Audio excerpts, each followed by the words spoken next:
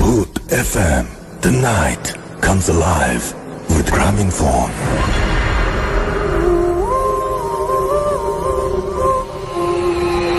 শুনছেন সবসময় video foot red FM. ঘড়িতে সময় রাত 11:59। আপনাদের সবাইকে স্বাগত জানাচ্ছি ভূত এফএম। আমি রাসেল, আমার সাথে রয়েছেন মাসুম ভাই এবং আজকের অতিথিরা। আপনাদের সবাইকে আজকে এই বছরের শেষ ভূত এফএম এবং সেই ভূত এফএম আপনাদের সবাইকে আমন্ত্রণ জানাচ্ছি। And the night comes alive with Grameenphone. শুরু করছি আমাদের আজকের ভূত এফএম। শুরুতেই একটা ইমেইল দিয়ে শুরু করতে চাই এবং সেই ইমেইলটি পাঠিয়েছেন আমাদের একজন রেগুলার লিসনার। তিনি যেভাবে লিখেছেন আমি সেভাবেই পড়ার চেষ্টা করছি। লিখেছেন, আসসালামু আলাইকুম রাসেল ভাই, ইনশাল্লাহ ভালো আছেন। আমি পেশায় একজন মেকানিক্যাল ইঞ্জিনিয়ার। এরপরে তিনি তার প্রতিষ্ঠানের নাম দিয়েছেন এবং বলেছেন যে প্লিজ এটা মেনশন করবেন না। আমি স্টুডিওতে এসে স্টোরি বলতে পারছি না, তাই দুঃখিত। অনেকবার অডিও ক্লিপ পাঠানোর চেষ্টা করেছি, হয়ে ওঠেনি। আমি প্রায় প্রথম থেকে ভূত এফএম শুনে আসছি। আমার স্টোরিটা মূলত ব্ল্যাক ম্যাজিক সংক্রান্ত। আমি সরাসরি ঘটনায় যাচ্ছি। আমি প্রথমেই বলি, অনেকের কাছে ঘটনাটি নিছক কাল্পনিক মনে হতে পারে, কারণ এই ঘটনায় এমন কিছু নাম আছে যা শুধু গল্পের বইয়ে পড়েছি। আমি আপনাদের অনুভূতি নিয়ে মজা করতে চাই না। আপনারাও আমাকে কাল্পনিক বলে ছোট করবেন না। আমি ও আমার পরিবার ভূত এফএমকে ভালোবাসি, ইনশাল্লাহ আপনারাও। তখন সময় 2013 সাল। আমি সবে ডিপ্লোমা কমপ্লিট করছি এবং বিএসসি অ্যাডমিশন নিয়েছি। আমার চাকরি হয় বাংলাদেশের নাম করা একটি কোম্পানিতে এবং ট্রান্সফার করা হয় আমাকে সিলেটে, মৌলভীবাজার। প্রথম দিকে আমি অফিসের বাসা না পাওয়ার কারণে একটা ফ্ল্যাটে পেইং গেস্ট হিসেবে ভাড়া। ভালোই চলছিল আমার সবকিছু। বাড়িওয়ালা ও তার স্ত্রীর সাথে আমার খুব ভালো সখ্যতা গড়ে ওঠে। তারা দুইজন এমন একটি অপ্রত্যাশিত অফার এক সময় আমাকে দেয়, মানে বিশেষত তার সে অফারটি খুবই বিরক্তিকর লাগে। তারা তাদের মেয়েকে আমার সাথে বিয়ে করতে বলে এবং আমি সরাসরি না বলি। ওনারা তেমন কোনো একটা রিয়াক্ট করেন না। এর কিছুদিন পর আমি রুমটি ত্যাগ করি এবং ডরমিটরিতে চলে যাই। হঠাৎ করেই শুরু হয় অপ্রত্যাশিত যত সব অদ্ভুতুরে কাণ্ড। আমি অনুভব করতে শুরু করি যে আমি জাস্ট কিছুক্ষণ আগে করা কাজ সহজেই ভুলে যাই। কাজে ও লেখাপড়ায় আমার অমনোযোগ চলে আসে এবং বিভিন্ন ধরনের সমস্যা শুরু হয়। একটা সময় এই প্রবলেমগুলো এত তীব্র হতে থাকে আমি ঢাকা ব্যাক করি। আমি সাইকিয়াট্রিস্ট এবং ডক্টর দুজনের কাছেই যাই, কিছু হয় না। এর মধ্যে আমার অবস্থা আরো শোচনীয় হয়ে ওঠে। আমি ফিল করতে শুরু করি যে আমার সাথে কেউ আছে এবং অন্য কেউ আমাকে কন্ট্রোল করছে আর আমি তার কমান্ডে কাজ করছি। একা থাকতে ভয় লাগতো, মনে হতো আমি পাগল হয়ে যাব। এর প্রায় 1 মাস পর আমার অফিসের একটি সাঁওতাল ছেলে, তার নাম বিশ্বনাথ, আমাকে ওর বাড়িতে গদ্রিবঙ্গা পূজায় ইনভাইট করে। গদ্রিবঙ্গা হচ্ছে অপদেবতা যা দেখতে ছোট বাচ্চাদের মতো এবং সাঁওতাল মতে গদ্রিবঙ্গা তার পূজারীকে ধনী করতলে বিনিময়ে পূজারী তার শিশু বিসর্জন করে। আমার কিছু কলিগ ওর বাসায় যায়। যাওয়ার পর আমরা নোটিস করি একজন তান্ত্রিকের মতো লোক অপার্থিব দৃষ্টিতে আমাকে দেখছে আর যেন মনে হচ্ছে কিছু একটা বলতে চায়। তান্ত্রিক বলার কারণ ওই ব্যক্তির মাথার চুলগুলো দড়ির মতো মোটা এবং মুখটা বিক্ষুটে রকমের কালো, যেন সাক্ষাৎ অশরীরী আর সাধারণ মানুষের মতো। আর সবকিছু বিশ্বনাথ আমার অসুস্থতার ব্যাপারে জানতো। আমার ভালো লাগছে না বলে উক্ত স্থান ত্যাগ করি। এর মধ্যে আমার শরীরে আরো অবনতি হয়। হঠাৎ একদিন আমার ফোনে বিশ্বনাথের কল আসে। ও আমাকে বলে, স্যার আমি আপনার ফ্ল্যাটের নিচে একটু আসতে পারবেন? নিচে নামলে ও বলে, স্যার আপনি আমার সাথে একটু বাগানে যেতে পারবেন, চা বাগানে, যেখানে সাঁওতালদের গ্রাম। আমি প্রথমে না করলেও পরে যাই। আমার যাওয়ার পর আমি দেখি ওই তান্ত্রিক লোকটা বিশ্বনাথের বাড়িতে। বিশ্বনাথ বলে ওর মামার নাম শিবরা, এই বলে পরিচয় করিয়ে দেয়। মামা আমাকে বসতে বলে এবং বলে, কতদিন ধরে তোমার অসুখ? আমি একটু অবাক হই, বলি 5-6 মাস। শিবরা বলে, খুব দেরি করে ফেলেছ। আমি বলি, কি? তারপর তান্ত্রিক বলে যে আমাকে নাকি ব্ল্যাক ম্যাজিক করা হয়েছে এবং খুব খারাপ ভাবে। আমি একটু বিরক্তি নিয়ে বলি, মামা আমার কোনো শত্রু নেই যে আমাকে ব্ল্যাক ম্যাজিক করবে। আমার এমন বলার কারণ এই যে আমার মনে হচ্ছিল শিবরা ভণ্ড এবং নেশা করে টাকার জন্য এসব আমাকে বলছে। তারপর তান্ত্রিক আমাকে বলল যে তুমি আমাকে বিশ্বাস করতে পারছো না তো তুমি আজকে রাত্রে এই বাসায় থাকো, আমি তোমার চিকিৎসা করার চেষ্টা করব। বিশ্বনাথ আমাকে বলেছিল ওর মামা অঘরী সাধু। কিছু না ভেবেই আমি রাজি হয়ে যাই, কারণ আমার শারীরিক অবস্থা খুবই শোচনীয় ছিল। যে কেউ আমাকে কোনো ডাক্তার কবিরাজের কথা বলতো আমি সেখানে যেতাম। তাই শিবরাকেও আমি সঙ্গ দিতে, আমি ভেবে নিলাম যে সঙ্গ দেবো এবং আমি সুস্থ হতে চাই। ওই রাতে আমরা চা বাগানের আঁকা বাঁকা পথ ধরে একটা ছোট পাহাড়ি নদীর ফাঁকা মাঠের প্রান্তে এসে থামি। প্রকৃতির মায়াভিরাম দৃশ্যচিত্র বিক্ষুটে অন্ধকারে মনে হচ্ছিল তার ভয়ঙ্কর তাণ্ডব রূপ নিয়েছে আর ডাকছে তার অতল গহ্বরে হারিয়ে যেতে। তান্ত্রিক আমাকে রেখে কি যেন খোঁজ করছিল। কিছুক্ষণ পর আমাকে ডাকে এবং একটি জায়গায় বসতে বলে। তান্ত্রিক আমার সামনে বসে। আবছা আলোয় মনে হচ্ছিল এ বুঝি শয়তানের মানবিক রূপ। চারিদিকের পরিবেশ এমন ছিল, আর্দ্র পোড়া গন্ধ, সাথে শেয়ালের ডাক, শির দাঁড়ায় হিম বয়ে যাচ্ছে। হঠাৎ তান্ত্রিক আমার মাথায় 2 হাত চাপিয়ে ধরে। আমার ভয়ে এমন ফিল হচ্ছিল যে গলা দিয়ে কলিজাটা ফেটে বেরিয়ে আসবে। আমি ভাবছিলাম সেন্সলেস হই না কেন। এর কিছুক্ষণ পর তান্ত্রিক আমাকে বলে আশেপাশে না দেখে তাকে অনুসরণ করতে। অন্যান্য স্টোরিতে যা হয় ওই রকমের কিছুই হয় নাই, ডাক দেয়নি কেউ।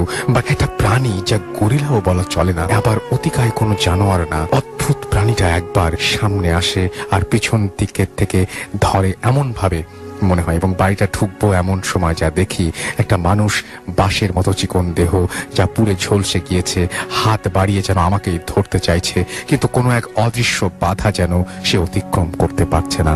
আমি দেখতে চাইলে তান্ত্রিক বলে গমকে মাত দেখো। তান্ত্রিক ভারতের ছিল। ওই সাঁওতাল গ্রামটির নাম চাম্পারায়, ভারত বর্ডারের পাশে। ভারত বললেই চলে। যারা মৌলভীবাজারের বাসিন্দা তারা অবশ্যই পরিচিত। পরদিন সকালে তান্ত্রিকের কাছে জানতে পারি আমরা ছিলাম শ্মশানের একটা সদ্য পোড়া চিতায়। ওই জায়গায় আমরা ঠিক মাঝামাঝি ছিলাম। তান্ত্রিকের কাছে জানতে পারি আমাকে অনেক ক্ষতি করার জন্য ব্ল্যাক ম্যাজিক করা হয়েছে এবং ইকুইপমেন্ট গুলো খুব বাজে, যেমন কুমারী মায়ের সন্তানের মাথা, আমার চুল, নখ, মুখের খাবার ও লালা। তান্ত্রিকের চিকিৎসায় আমি কিছুটা ভালো হই। আর যে কবিরাজ ব্ল্যাক ম্যাজিক করেছে সে খুবই জঘন্য এবং সরাসরি শয়তানের পূজারী। তান্ত্রিক আমাকে বলে তারা কেউ নয়, আমার প্রাক্তন বাড়িওয়ালার ভাই ও তার স্ত্রী। আমার প্রচন্ড রাগ হয়। আমি তান্ত্রিককে বলে আমি ব্ল্যাক ম্যাজিক শিখতে চাই। প্রথমে না বলে, পরে তাকে আমি কনভিন্স করতে পারি এবং খুব একটা বেগও পেতে হয়নি সেজন্য। সে আমাকে দীক্ষা দিতে সম্মত হন। তান্ত্রিক আমাকে বলেন পূর্ণিমা এবং অমাবস্যার মাঝামাঝি একটা সময় আছে, তখন আমরা ওই পূর্বের শ্মশান ঘাটে যাব। এর মধ্যে অতিক্রান্ত হলো 1.5 বছর। এটা 2015 অক্টোবরের ঘটা। আমার শ্মশানে যাওয়ার জন্য প্রস্তুত। যাওয়ার সময় তান্ত্রিক আমাকে কিছু নিয়ম শিখিয়ে দেন।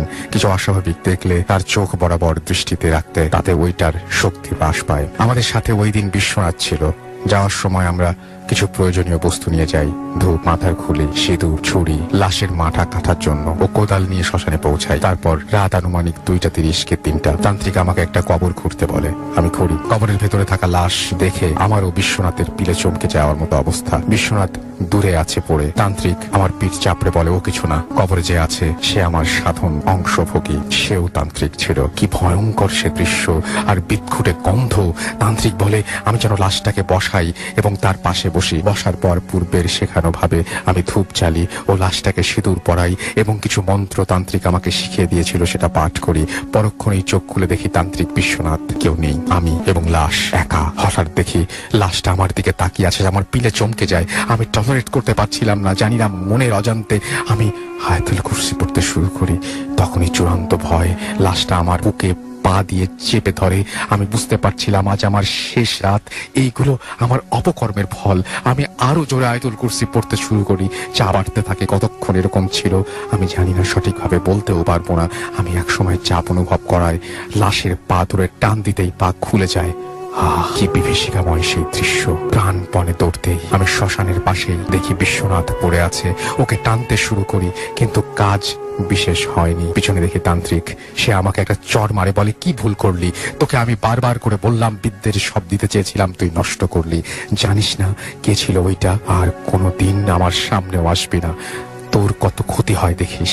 আমি সাময়িকভাবে কেমন একটা তন্দ্রাচ্ছন্ন হয়ে যাই। সব দেখছি কিন্তু কিছু বলতে পারছি না। আমিও বিশ্বনাথ বাসায় ফিরে আসি। ততক্ষণে দিনের আলো ফুটে গেছে। অবাক করার বিষয় হচ্ছে কবর যা ছিল তাই আছে। খোঁড়াখুড়ির কোনো চিহ্ন মাত্র নেই, আর শিবরা তান্ত্রিকও নেই। আমি জানি না আসলে কি হয়েছিল, ওকে ডাকিনি ছিল কিনা, কিন্তু জানি অবশ্যই ভালো কিছু ছিল না। এই ঘটনার পর আমার সাথে অনেক বড় একটা ঘটনা ঘটে। আমার একটা বিরাট ক্ষতি হয়। আমার কথায় জড়তা আছে, তাই স্টুডিওতে আসার সাহস সঞ্চার করতে পারিনি ও সাধনী দীক্ষা ভুলে যাই। আল্লাহ পাক আমাকে নিজের হাতে বাঁচিয়ে এনেছেন, আলহামদুলিল্লাহ। লিসেনার্স, আপনারা কেউ ব্ল্যাক ম্যাজিক দয়া করে প্র্যাকটিস করবেন না, শখ করেও না।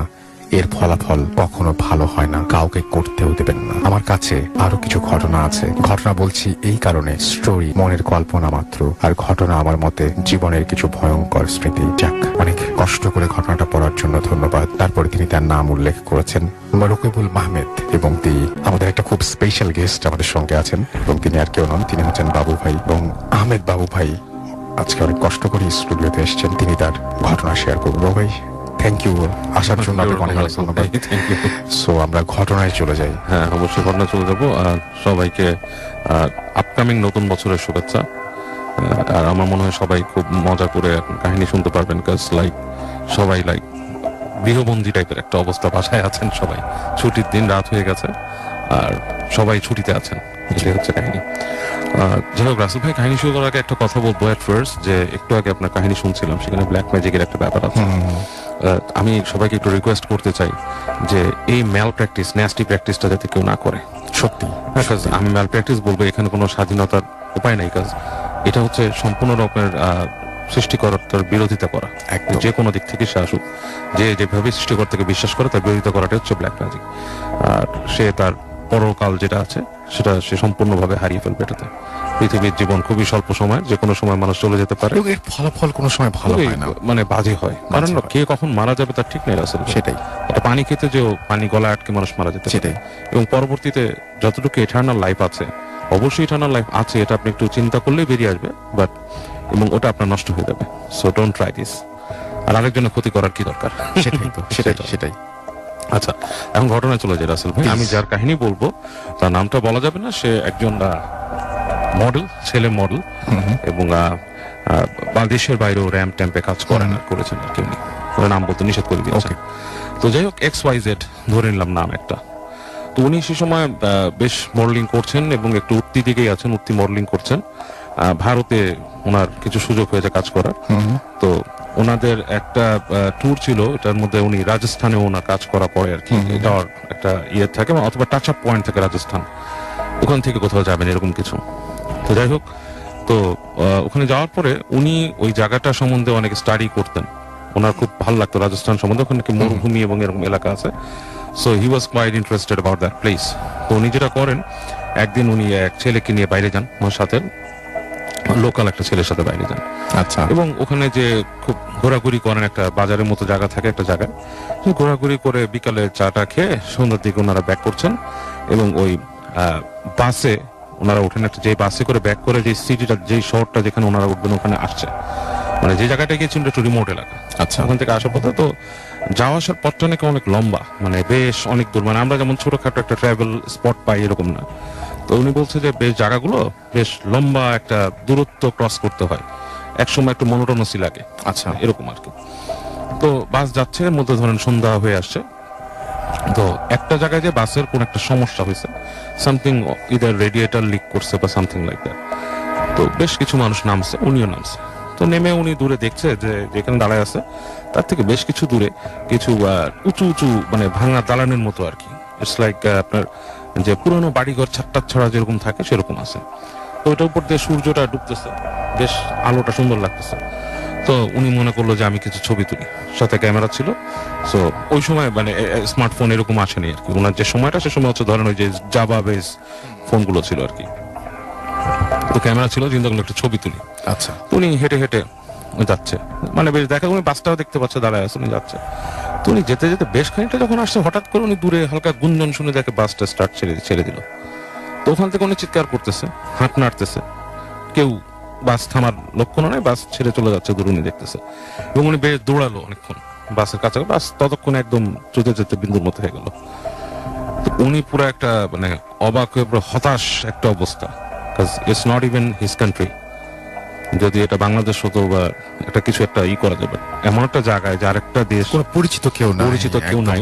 আর অ্যাকচুয়ালি আমরা যারা বাংলাদেশের মানুষ, আমরা কিন্তু বেশ কমফোর্টেবল ফিল করি ইংলিশ স্পিকিং কান্ট্রিগুলোতে। এটা মানে অবচেতন মনে ইংরেজি ভাষাটা আমাদের দ্বিতীয় ভাষা হয়ে গেছে, যেহেতু ছোটকাল থেকে আমরা সবাই কম বেশি শিখি। যদিও ভারতে সেটা চলে, বাট তারপর ওইটা কিন্তু একটু অপরিচিত লাগে। কলকাতা হলো এক ব্যাপার, যখন আরো ওদিকের স্টেট গুলো হয়ে রিমোট এরিয়া। হ্যাঁ। তো উনি এর মধ্যেই দেখছে সূর্য বাস পড়ে বাস হয়ে যাচ্ছে। তখন উনি চিন্তা করলে এই রাস্তার পাশে দাঁড়ায় থাকলে আমি তেমন কিছু পাওয়ার সম্ভাবনা, ইদার বসে থাকতে হবে, অন্য কোনো গাড়ি আসলে হাত দেখানো, আর এছাড়া কোনো সম্ভাবনা দেখছি না। তো উনি অন্ধকার নামা পর্যন্ত বসেই থাকে অনেকক্ষণ রাস্তার পাশে। তো বসে থাকতে থাকতে এক সময় দেখে যে বেশ লেট হয়ে গেছে, অন্ধকার, পুরো ঘুরঘুরটি অন্ধকারের মতো হয়ে গেছে রাস্তা। আকাশের যে আলো সেটা যতটুকু দেখাতে, এছাড়া কোনো গাড়ি ঘোড়াই আসতেছে না রাস্তা দিয়ে। আচ্ছা, সো ওনার কাছে বেশি লাগে এবং ঠান্ডা পড়া শুরু করছে। এত ঠান্ডা ছিল না, বাট ওই সময়টা বেশ ঠান্ডা নামা শুরু করছে। তো উনি তখন চিন্তা করে উনি কি করবে। তো ওনার যে ওই জাভা মোবাইল ছিল সেটা বের করছে, করে দেখতেছে আলো দিয়ে। ওটা তখন ফ্ল্যাশ লাইট নাই, এমনি আলোতে একটু একটু দেখা যাচ্ছে, সেই আলোটাই কিছুটা হয়। তো উনি তখন চিন্তা করলো যে ওই যে দূরে ঘরগুলা দেখছি, মোস্ট প্রবাবলি এটা কোনো ভিলেজ হতে পারে বা কোনো মানুষ থাকতে পারে। তা আমি চাই, যেহেতু রাত হয়ে যাচ্ছে, 7টা 7:30 বেজে যাচ্ছে, এখন তো এখানে দাঁড়ায় থেকে বাস না পেয়ে আমি তো একটা আরো অনেক মনে ভয় ঢোকা শুরু করছে যে অনেক সময় মানুষ শুনে যে কুকুর থাকে মরুভূমি টাইপের জায়গায়, ধরনের উনি হাঁটা শুরু করলো ওদিকে আন্দাজ করে। তো এখন আর দূরে এসে ঘর দেখা যায় না, এখন কিন্তু না চলতে হচ্ছে আন্দাজের উপর।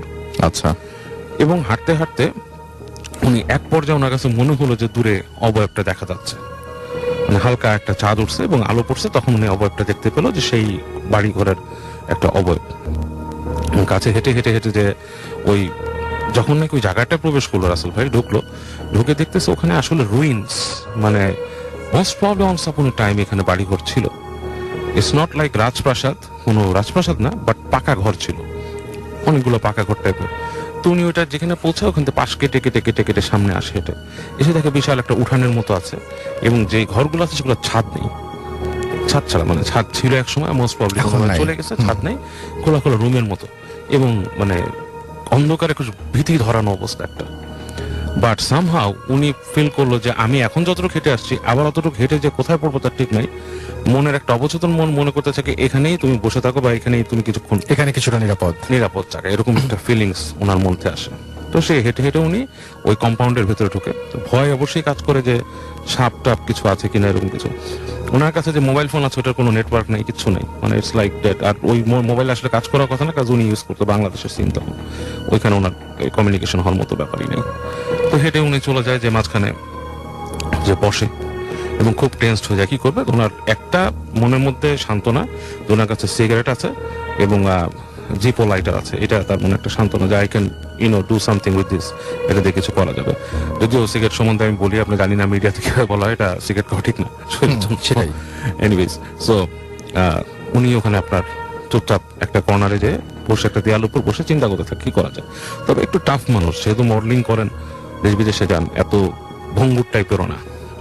তো বসে থাকে, চিন্তা করে কি করবে, মোবাইলে ঘেটে ঘেটে ঘেটে গান বের করতেছে, গান শুনছে। তো একটা সময় বলছে কোনো কাছে এনজয় করার মতো একটা পরিবেশ মনে হচ্ছে, চাঁদটা অনেকটা বেড়ে আসছে আকাশে, বেশ আলোতে দেখা যাচ্ছে। তো উনি মনে করলেন লেটস এনজয় দিস থিং। পেটে আপাতত ক্ষুধা নেই, তো কি করবে, তো উনি বসে ওখানে একটা সিগারেট ধরায় বসে গান শুনতেছে।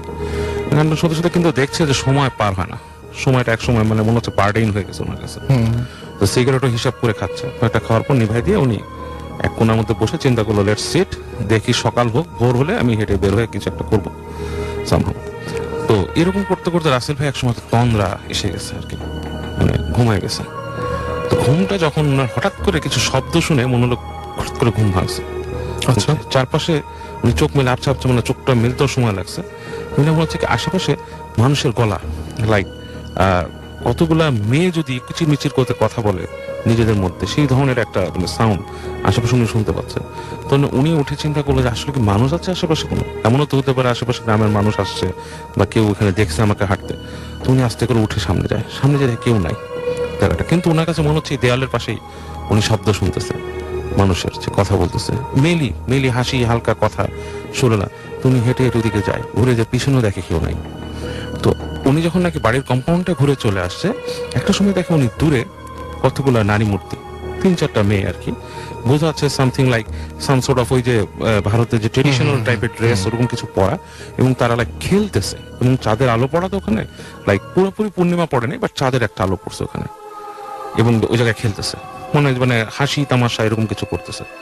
তো উনি না রাসেল ভাই সাহসের থেকে ভয় পেয়ে যায় জিনিসটা দেখে। জাস্ট যে জায়গাটা তারা এই কাজটা করতেছে সেই জায়গায় কিন্তু কোনো মানুষ নেই, জনমানব না একটা এলাকা, পুরা মনে করেন যে একটা খোলা ডেজার্ট টাইপের জায়গা।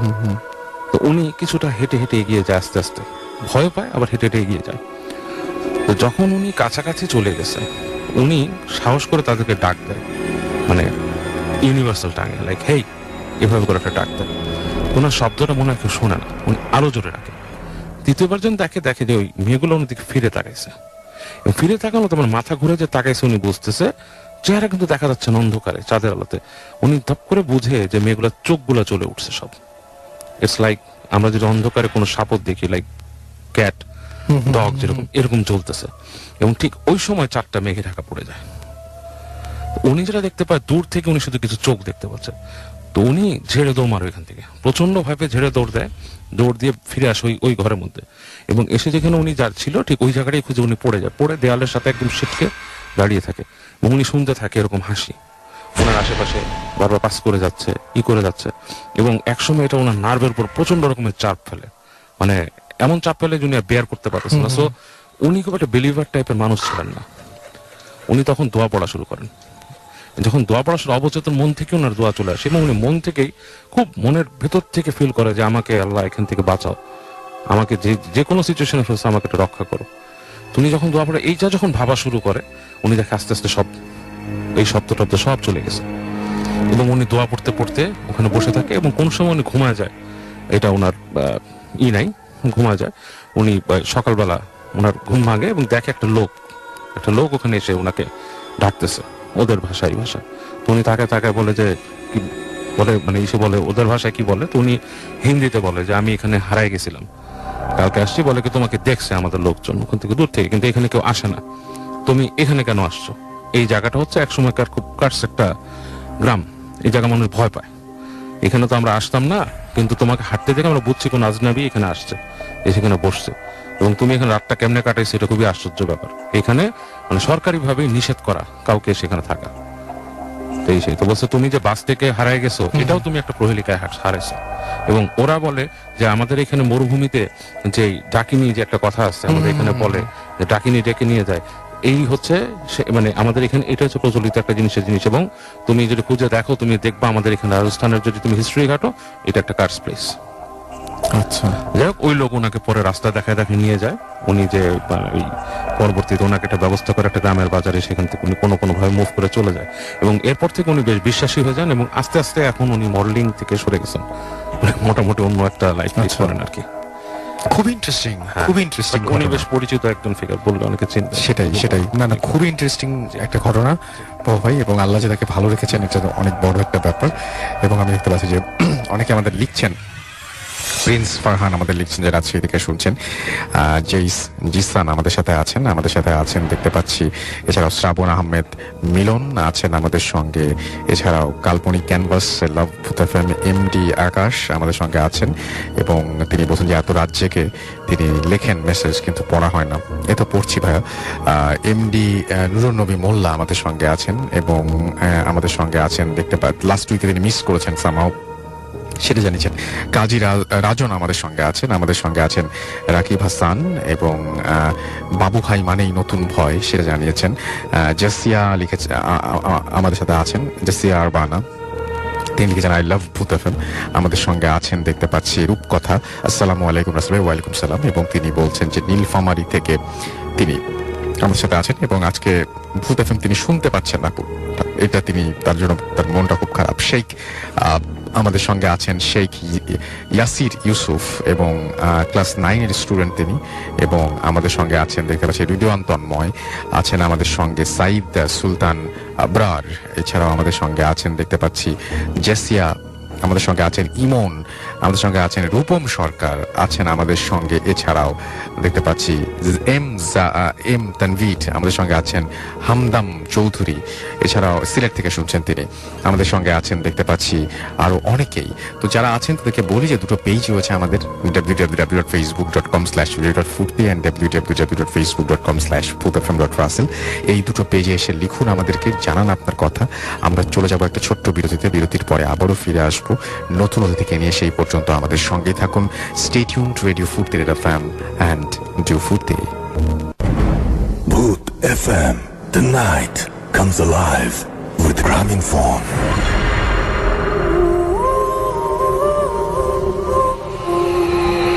Yes, the night comes alive with Graminphone. You are listening to Radio Foodte FM. আমি এটা শেয়ার করতে পারবেন। চলে যাচ্ছি আমাদের আরো একজন অতিথির কাছে, তিনি প্রথমবারের মতো ফুড এফএমে এসেছেন। আপনার নামটা প্লিজ একটু বলবেন, কোথা থেকে এসেছেন, তারপর আপনার ঘটনায় যাব। আসসালামু আলাইকুম, আমি নুসরাত জাহান, আমি এসেছি মালিবাগ থেকে। ওকে, তো প্রথমেই রাসেল ভাইকে ধন্যবাদ জানাচ্ছি Thank you, আমাকে thank ইনভাইট you. করার জন্য। আমি অ্যাকচুয়ালি ভূত এফএমের খুব বড় একটা ফ্যান। Thank you. আমি আমার হাজবেন্ডের সাথে এসেছি, আর এখন বাসায় আবার আম্মু, ছোট ভাই বোন সবাই শুনছে, তারাও ভূত এফএমের বড় ফ্যান। তো আমি যে ঘটনাগুলো শেয়ার করব, এগুলো মূলত আমার আম্মুর সাথে ঘটে গিয়েছিল। আচ্ছা, এটা ছিল 80 থেকে 90-এর মধ্যে মাঝামাঝি সময়। তো আমার আম্মু সম্পর্কে বলি, আমার আম্মু ছোট থেকে খুব ডান পিটে ছিল, এবং গাছে চড়া, মাছ ধরা, নৌকা চালানো, সাইকেল চালানো সবকিছুই মোটামুটি আম্মু পারতো। আচ্ছা, আর আম্মুর যে কাজিনরা ছিল তারা সবাই পাশাপাশি থাকতো, মানে রিলেটিভরা ছিল সবাই পাশাপাশি থাকতো। তো একদিনের ঘটনা আমি বলি, তখনটা ছিল বৈশাখ মাস, দুপুরের দিকে হঠাৎ করে কালবৈশাখী ঝড় শুরু হলো। তো আম্মুর শখ হলো যে আম কুড়াতে যাবে। তো আম্মু যখন বাসা থেকে বের হচ্ছিল, তখন দেখলো যে হঠাৎ করে, মানে আম্মু যে মাঠটার কাছে যাবে, দেখলো যে ওই মাঠের কাছে কিছু যেন হেঁটে যাচ্ছে। আচ্ছা, হেঁটে যাচ্ছে। তো আম্মু ওইটা বেশি কেয়ার করলো না, আম্মু গেল হেঁটে। যাওয়ার পর আম্মু যেটা দেখলো যে ওইটা, ওই জায়গাটার মধ্যে মানে পায়ের ছাপ, যেটা সচরাচর কোন মানুষের পায়ের ছাপ না, আর ওখানে পানি জমে ছিল, আর ছাপটা মানে স্পষ্ট বোঝা যাচ্ছিল। তো আম্মু না স্ট্যাচুর মতো ওখানে যেমন দাঁড়িয়ে থাকলো, মানে আম্মুর এখানে কোনো সেন্স নেই, কিন্তু দাঁড়িয়ে ছিল আম্মু। কতক্ষণ যে দাঁড়িয়ে ছিল আম্মুর কোনো ছিল না, হুঁশ ছিল না। আচ্ছা, তো বৃষ্টিটা প্রায় কমে কমে আসছিল। এক সময় ওইটা পাশ দিয়ে আর কি, আম্মুর পাশ দিয়ে আম্মুর মামা হেঁটে যাচ্ছিল। আচ্ছা, তো হঠাৎ করে আম্মুকে দেখার পর বললো, তুই এখানে এত বৃষ্টির মধ্যে কি করতেছিস এখানে দাঁড়ায়? তো এটা বলে যখন আম্মুকে যখন ধাক্কা দিছে, তখন আম্মু যখন হুঁশ ফিরে আসলো, তো আম্মু ঘটনা খুলে বললো। খুলে বলার পরে বলে যে খুব বড় ধরনের বাঁচা বাঁচছিস, মানে এখানে সচরাচর এত বৃষ্টি হইতাছে, এর মধ্যে তো মানুষের বের হওয়ার কথা না, তাও তুই এখানে এসে দাঁড়ায় আছিস। তো ওই ছিল ঘটনা। এরপরে যে ঘটনাগুলো ঘটলো আসলে একটার পর একটা ফ্রিকোয়েন্ট হতেই যেতে লাগলো আম্মুর সাথে। সেকেন্ড যে ঘটনাটা ছিল, ওইটা হচ্ছে রোজার ঈদের সময়, চান রাতের সময় আর কি। চান রাতের সময় তো আম্মুরা বললাম তো সবাই পাশাপাশি থাকতো, তো তাদের কাজিনদের মধ্যে খুব কানেক্টিভিটি ছিল। আচ্ছা, তো চান রাতের সময় তো ইউজুয়ালি সবাই তখন খুব মজা করতো, হই হুল্লো করতো, মেহেদি টেহেদি লাগাতো। তো দুপুরের দিকে আম্মুর আবার একটা ফেভারিট খাবার ছিল কি, শুটকি ভর্তা খাবার। তো ওই দিন দুপুরে নানু আবার শুটকি ভর্তা বানাইছিল, তো আম্মু লাঞ্চ ওইটা খাইছে। খাওয়ার পরে সন্ধ্যার দিকে যখন সবাই মেহেদি টেহেদি লাগানোর পরে যে যার বাড়িতে চলে গেছিল, তো আম্মু হেঁটে আর কি আসতেছিল বাসায়। তো সেই সময় নাকি আম্মু ফিল করলো যে আম্মুর শরীরে কেমন যেন একটা গরম গরম ভাব লাগতেছিল। আচ্ছা, তো আম্মু এই জিনিসটা কেয়ার করে নেই।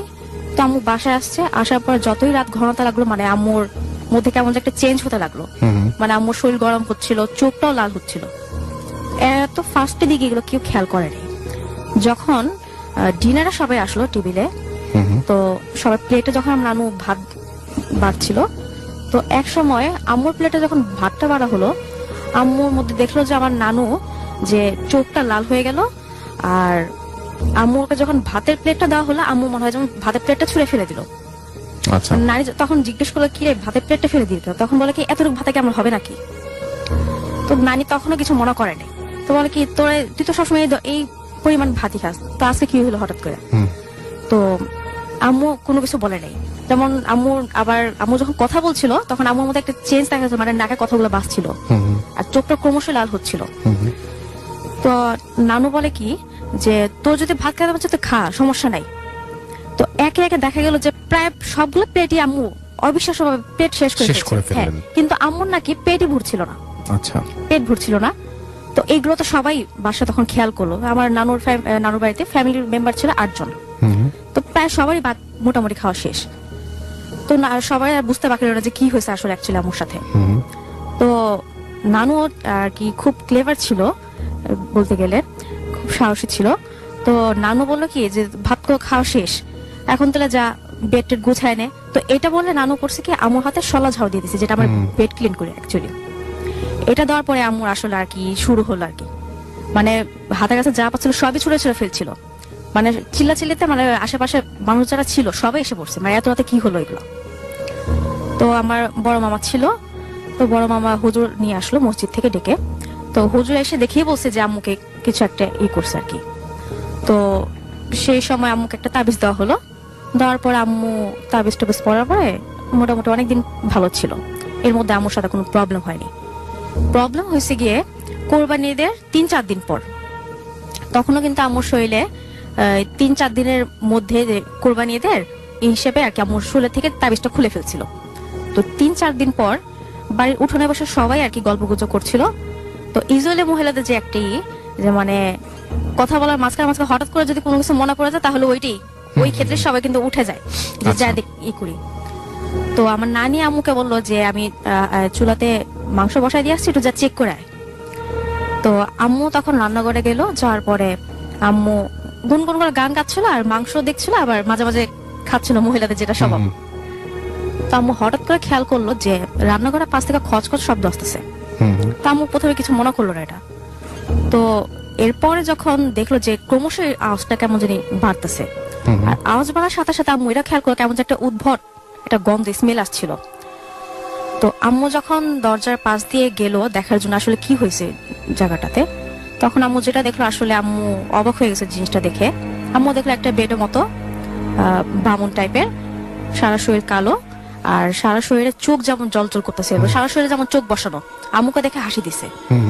এটা দেখার পর আম্মু ওই জায়গায় সেন্সলেস হয়ে যায়, চিৎকার দিয়ে সেন্সলেস হয়ে যায়। হওয়ার পরে সবাই দৌড় দিয়ে আসে। আসার পরে আম্মুকে অনেকক্ষণ পরে যখন সেন্স আনা হলো, তখন আম্মুকে জিজ্ঞেস করা হলো আসলে কি হয়েছিল। তখন আম্মু ঘটনাগুলো খুলে বললো। খোলার বলার পর তখন আবার মসজিদে হুজুরকে ডাক দেওয়া হলো। তো হুজুর এসে আবার বললো যে এই তাবিজটা যে আমি দিয়েছিলাম ওই তাবিজটা কোথায়। তখন বলা হলো যে 3-4 দিন আগে নাকি তাবিজটা খোলাইছে।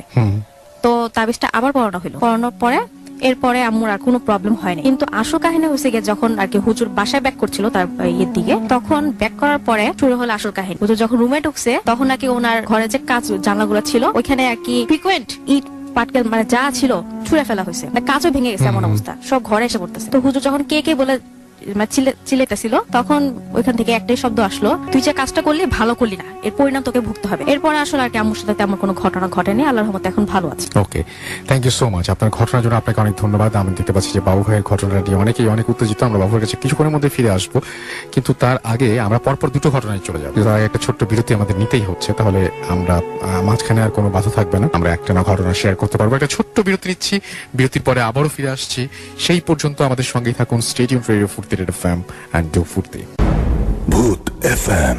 The night comes alive with Graminphone.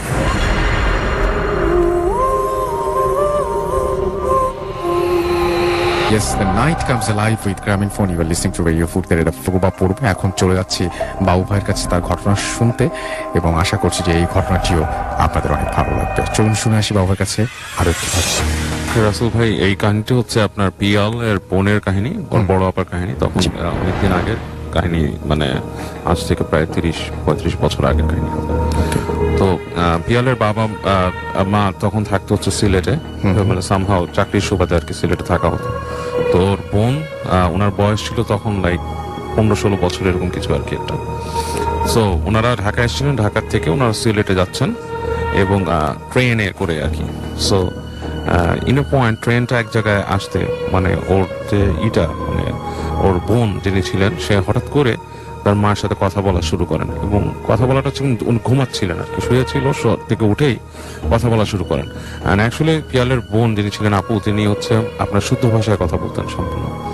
All of a sudden সে সিলেটের আঞ্চলিক টনে মানে ডেকে এভাবে কথা বলা শুরু করে মাকে, যে আমাদের খাবার দাও, আমি খামু, খিদা লাগছে, মানে সামথিং, মানে আসলে আমি আনতে পারছি না, বাট একটা আঞ্চলিক টোনে তার সাথে কথা বলছে এবং টেনে সামথিং। এবং ওর মা একটু হতবাক হয়ে যায়। প্রথম মনে করে যে এই ট্রেনের এই কামরায় ওইটা একটা ছোট, যেটাকে বলা হয় আপনার কেবিন টাইপের ছিল আর কি। আচ্ছা, যে এরকম একটা ট্রেনের কামরার মধ্যে এরকম ভাবে মানে কথা বলছে, এটা কে এভাবে করে, অন্য কেউ আছে কিনা। হ্যাঁ, তো পরবর্তীতে সে আবিষ্কার করে যে এটা ওনারই মেয়ে কথা বলতেছে, এবং উনি একটু ভালো মতন যখন আলো ফেলে দেখেন যে মেয়ে কেমন জানি বাঁকায় চড়ায় যাচ্ছে, মানে হাত পা এরকম বেঁকে যাচ্ছে তার। আচ্ছা, কথা বলছে এবং চোখটা কিন্তু তখনও খোলা না, চোখটা বন্ধ, এবং তার মেয়ে সম্পূর্ণ ঘামছে, রীতিমতো ঘামছে, এবং ইট ওয়াজ লাইক ভেরি কোল্ড, ঠান্ডার সময়। আচ্ছা, তো ওনারা খুব হয়ে যায়, উনি তাড়াতাড়ি দোয়া পড়া শুরু করেন। এখন ওর আব্বা আর আম্মা মিলে ওর বোনকে খুবই শান্ত করার চেষ্টা করেন। এক পর্যায়ে মানে সে হাঁপ ছেড়ে দেয় মেয়েটা। তো ওর আপুকে ওখান থেকে নিয়ে ট্রেনটা যখন পৌঁছায় শহরে, সেখান থেকে তাদের বাসায় নিয়ে যাওয়া হয় এবং বাসায় নিয়ে যে সেখান থেকে ওর মানে বাসার মধ্যে নিয়ে তারা করে যে কি হয়েছে, দেখা যাচ্ছে যে বেশ জ্বর এসে গেছে, মানে তার ফিরতেছে না। এবং এই পর্যায়ে ওদের এক ছিল, আত্মীয় ছিল ওদেরই, তিনি বলছে যে আপনারা এখানে চলে আসেন, এবার আপনাদের ওই বাসায় না এসে আপনি মানে আমাদের এখানে আসেন, মানে উনি একটু হুজুর টাইপের একজন মানুষ। তো ওনার বাসায় ওনারা নিয়ে যান তাকে। এটা হচ্ছে একটু আপনার একটু গ্রামের মতো দিক, মানে পুরোপুরি শহরে না। তো সেখানে ওর বোনকে যখন নিয়ে যায় পরদিন, তার মেয়ের তখনও মানে ওর আপুর তখনও মানে উথাল পাতাল জ্বর, মানে জ্বর ছাড়ছে না। তো এরকম অবস্থায় নিয়ে উনি বেশ একটা ট্রিটমেন্ট দেন। ওই যে আত্মীয় ছিলেন মুরব্বী, উনি বলেন যে ওকে সম্ভবত কোনো জেনে ধরছে রাস্তার মধ্যে এবং ওর মানে অবস্থাটা খারাপ, এটা ছাড়াইতে হবে, না ছাড়াইলে জিনিসটা মানে আপনার ক্ষতি করবে। আচ্ছা, তো এই বলে বলে এখন তোমরা কিছু করো না, আমি এটার একটা অবজারভেশনে রাখি, আমি ওকে মানে দোয়া পড়বো আর কি, আমি দোয়া পড়ে ওকে ঝাড়ফুঁকের মধ্যে রাখবো, শুধু ওর মাকে বসে তুমি দেখাশোনা করো, মা ছাড়া ওর সাথে এসো না। তো যাক, ওর মা থাকে এবং ওই মুরব্বী যিনি ছিলেন ওদের উনি যে ওই ওর আশেপাশে থাকে, দোয়া পড়ে। তো সারাদিন ওই পিয়ালের বোন যে ছিল সারাদিন আপনার ওই মানে ঘুমায় থাকে, কথাও বলে না, কিছু না, খেতেও উঠতে চায় না। এবং ওরা তখন ভয় পায় যে মেয়ে তো ডিহাইড্রেট হয়ে হয়ে যাবে এখন, মানে খুবই। তো বলতেছে যে কিছু খাওয়ানোর উপায় নাই। তো উনি যিনি হুজুর ছিলেন আর কি, ওদের আত্মীয়, যে তিনি তাকে উঠায় অনেক বুঝায় টুঝায়, মানে কথা বলতে বলতে দোয়া পড়তে পড়তে উঠায়। তো সে কোনো মতে একটু খাওয়া দাওয়া করে আবার ওরকম নেতায় পড়ে। এরকম চলছে। ঠিক যখন নাকি সন্ধ্যা হয়ে গেছে, মাগরিবের আজান যখন পড়তেছে, তখন সে ছটফট করতে থাকে, বেশ ছটফট করতেছে। এবং যখন আজানটা শেষ হয়ে যায়, ঠাস করে চোখ মেলে বিচিত্র ভঙ্গিতে কথা বলা শুরু করে, হাসে। মানে জিনিসটা খুব হরিফিক টাইপের একটা ব্যাপার। বলছে এরকম 13-14 পিয়াল নিজে দেখেনি, তার শোনা কাহিনী। সে বলছে যে আমার আপু এরকম ভাবে কথা বলতো যে সবাই ভয় পেয়ে যেত সেখানে। এবং এটা আপনারা যদি হরর মুভিতে দেখেন, কোনো অংশে কম না সেটার থেকে, এভাবে করে কথা বলতো। সো সবাই ভয় পেয়ে গেছে, মানে কেউ কথা। তখন ওই যিনি মুরব্বী ছিলেন তিনি আসতো, এনে কথা বলতো ওর সাথে, এবং কথা বলে অনেক কিছু বলে আর কি তাকে সরানোর জন্য, যে সরে না, এরকম একটা অবস্থা। তো এক পর্যায়ে উনি দোয়া পড়ে পড়ে বারবার ফুট যেত, একসময় সে আবার পড়ে গেছে ঘুমে। তো এরকম অবস্থায় তোর মা তো খুব কান্নাকাটি করতেছে যে মেয়ে এরকম কি হলো এসে। তো সবাই চলে যায় রুমের বাইরে। উনি বলে যে আমি রুম বন্ধ দিছি, এখানে কিছু হবে না এসে। তাই বলে উনি মাকে বলছে তুমি থাকবা শুধু। তো পিয়ালের আম্মু অন্য রুম থেকে, বাইরে থেকে একসময় সে রুমে ঢুকছে। তো রুমে ঢুকে উনি দরজাটা বন্ধ করছে, বন্ধ করে দেখো ওনার মেয়ে ওনাকে দেখে টুস করে উঠে বসছে, একদম স্বাভাবিক ভাবে বলতেছে মা আমি খাবো, আচ্ছা আমার খিদা লাগছে, আমাকে খাবার দাও, আমার কি হয়েছে, আমাকে এরকম করে রাখছে। উনি তো মেয়ের স্বাভাবিক আচরণ দেখে পুরাই ঘাবড়ে গেছে, মায়ে কি ভালো হয়ে গেল হঠাৎ করে এসে। তো মা তুমি ঠিক আছো? তুমি গায়ে হাত দেয়, গায়ে হাত দিয়ে দেখে যে টেম্পারেচার মানে গরম থেকে ঠান্ডা হয়ে গেছে, অনেক ঠান্ডা। তো বলতেছে যে তুমি ঠিক আছো? বলে কি আমি ঠিক হয়ে গেছি, আমাকে রুম থেকে বাইরে যেতে দাও। আচ্ছা, আমি যাই, আমাকে ওই রুমে নিয়ে খাও, আমি এখানে থাকবো না, কেমন খারাপ লাগবে। তুমি এমন ভাবে ওনাকে কনভিন্স করে ভালো। তো ওনার বলে যে রুম থেকে বাইরে যাও। বলে কি তুমি রাত্রে বাইরে যাবো, এখন রাত হয়েছে, এখান থেকে বেরোতে পারো। মা তুমি সারা রাত থাকো, সকালে তোমাকে আমরা নিয়ে বেরোবো, কোনো চিন্তা নেই, তুমি ভালো হয়েছো, আমার খুব খুশি লাগতেছে। বলে না আমাকে রুমে না, তুমি দরজা খুলো। দরজা করবে না। তো মেয়ে হঠাৎ করে মার দিকে বিচিত্র ভঙ্গিতে হাসে, মানে ঠোঁটটা বাঁকায় একটা হাসি দেয়। হাসি দিয়ে তাকে দরজা খুলবে না, বলে না। হঠাৎ করে দেখে মেয়ে হাত লম্বা করে দিছে, মানে যেটা আমরা অনেক সময় শুনছি ছোটকালে, জাস্ট লাইক দ্যাট, হাতটা লম্বা করে ওই চিটকানটা ঠাস করে খুলে ফেলছে। এটা দেখে ওর মা যে থাকে, মা ঠাস করে পড়ে যায়, মানে তার কোনো হুঁশ নেই। এবং মানুষ এসে রুমের মধ্যে ওর মার পড়ে যাওয়ার শব্দ পায় আর কি, যে ধাম করে পড়ছে এটা শব্দ পায়। পরপর মানুষ আসছে রুমের ভেতরে, যে কয়েকজন আশেপাশে যারা ছিল পাশের রুমে এইদিকে এসে বলে কি হয়েছে কিছু হুঁশ ফিরে। তো ওই মেয়েটা নাই ঘরের ভেতরে, মানে ওই পিয়ালের যে বড় বোন সে নাই, মা আছে। তো ওই মুরব্বী যে সেও আসছে, আসার পর জিজ্ঞেস করতেছে মেয়ে কোথায়, মেয়ের নিয়ে খুব ভয় পেয়ে গেছে, তারা কোথায় গেছে। উনি বলছে মেয়ে তো নিয়ে গেছে। এবং তখন উনি এসে বলে যে এটা কোনো মতো ওই মেয়ে না, ওই যে হাত দিয়ে যে দরজা খুলছে, একটা মানুষের স্বাভাবিক শরীর কখনো বেড়ে ওই দরজা খুলবে না, রাইট? এইটা ওই জিন মেয়েটাকে নিয়ে গেছে কোথাও, আর এটা জিন, জিন ছিল ওই জায়গায়, মেয়ের জায়গায়। এটাই হচ্ছে সবচেয়ে মানে এটা হচ্ছে এই গল্পের বিশেষত্ব, অন্য সবগুলো সাথে বলছে যে ওইটা মেয়ে ছিল না, ওইটা ওই জিনটাই কাজ করছে। মানে মানুষ তার শারীরিক আকৃতির বিকৃতি দেখাতে পারবে না, হয়তো সে নিজের হাতকে বেন্ড করতে পারবে, এক পর্যায়ে বেন্ড করলে ভেঙেও যাবে তার। ওর যে নাকি রোগী সেই কষ্ট পাবে, যে পজেস করছে তার কিছু হবে না। হ্যাঁ, হবে কখন? যখন কোনো বিশেষ দোয়া পড়ে তাকে ঝাড়া হতে থাকবে, তখন তাকে আঘাত করলে ওই পজেস যে করছে সেও আঘাত পাবে। বাট নর্মালি হয় না, এই হাত লম্বা এটা করে নাই। তার মাকে বলছে তুমি স্পষ্ট দেখছো, বলে আমি স্পষ্ট দেখছি। বলছে ওই জিন কোনোভাবে এখানে কোনো একটা ফাঁক ছিল, সে ঢুকে নিয়ে গেছে। তো তারপরে ওই ওর আপুকে খুঁজতে থাকে, ওরা অনেকে বের হয় রাত্রেবেলায়, খুঁজে পায় না। তো খুঁজতে দূরে একটা টিলার মতো থাকে, ওই টিলার উপরে ওখানে বাঁশঝাড়ের মতো আছে। তো ওই বাঁশঝাড়ের মধ্যে ওরা দেখে যে কেমন মানে সুর করে কেউ গানের মতো গাচ্ছে। তো ওইখানে যে ওই নিয়ে কয়েকজনের নিয়ে তার হাজির হয়, ওই মুরব্বী হাজার প্লেটে দেখে যে বাঁশের উপরে তাকে আটকায় রাখছে, 2টা বাঁশের সাথে মেয়েটাকে একদম মানে করে আটকায় রাখছে। তো ওনারা যে অনেক করে বাঁশটাকে নামানোর চেষ্টা করে একসময় ছট করে মেয়েটাকে ছেড়ে দেয় ওখান থেকে। আচ্ছা, কত বিখ্যাত যেভাবে হোক ওরা ধরে, কয়েকজন মানুষ মিলে ধরে মেয়েটাকে নিয়ে আসে, এনে দেখে যে খুব শারীরিক অবস্থা খুব খারাপ। মানে তখন বলে যে এইভাবে তো হবে না। তখন ওই মেয়েকে ওরা মেডিকেল চিকিৎসার ব্যবস্থা করে আগে শহরে এনে সিলেটে, তারপর সেখান থেকে মাজারে নিয়ে যায়। ওখানে নিয়ে ঝাড়ে, এবং মাজারে নেওয়ার পরেই আলহামদুলিল্লাহ উনি মেয়েটা ওখান থেকে মানে পুরাই তার ভেতরের যত আছে ওইটাই কিন্তু চলে যায় ওখান থেকে। আচ্ছা, ওখানে যে নিয়ে মানে মেয়েদের একটা সেকশন আছে ওখানে রাখে, ঝাড়টার পরে ওখান থেকে কিছু দোয়া বানায়, এবং পরে ভর্তিতে আরেকজন আলিমকে দিয়ে কিছু তাবিজ এগুলো নিয়ে আসে এবং বলে যে সাবধানে রাখতে হবে। এবং তোর আপুর সাথে অনেকদিন এরকম একটা ছিল আর কি, মানে এই ধরনের একটা জিনিস ছিল, এবং পরবর্তীতে ওর আপুর যে ছেলে মেয়ে সন্তান হওয়ার সময় অনেক সাবধানে রাখতে হতো আর কি। ওকে, যে মানে ভয় পেত, হঠাৎ অনেক কিছু হতো এরকম আর কি। ওকে, হচ্ছে কাহিনী।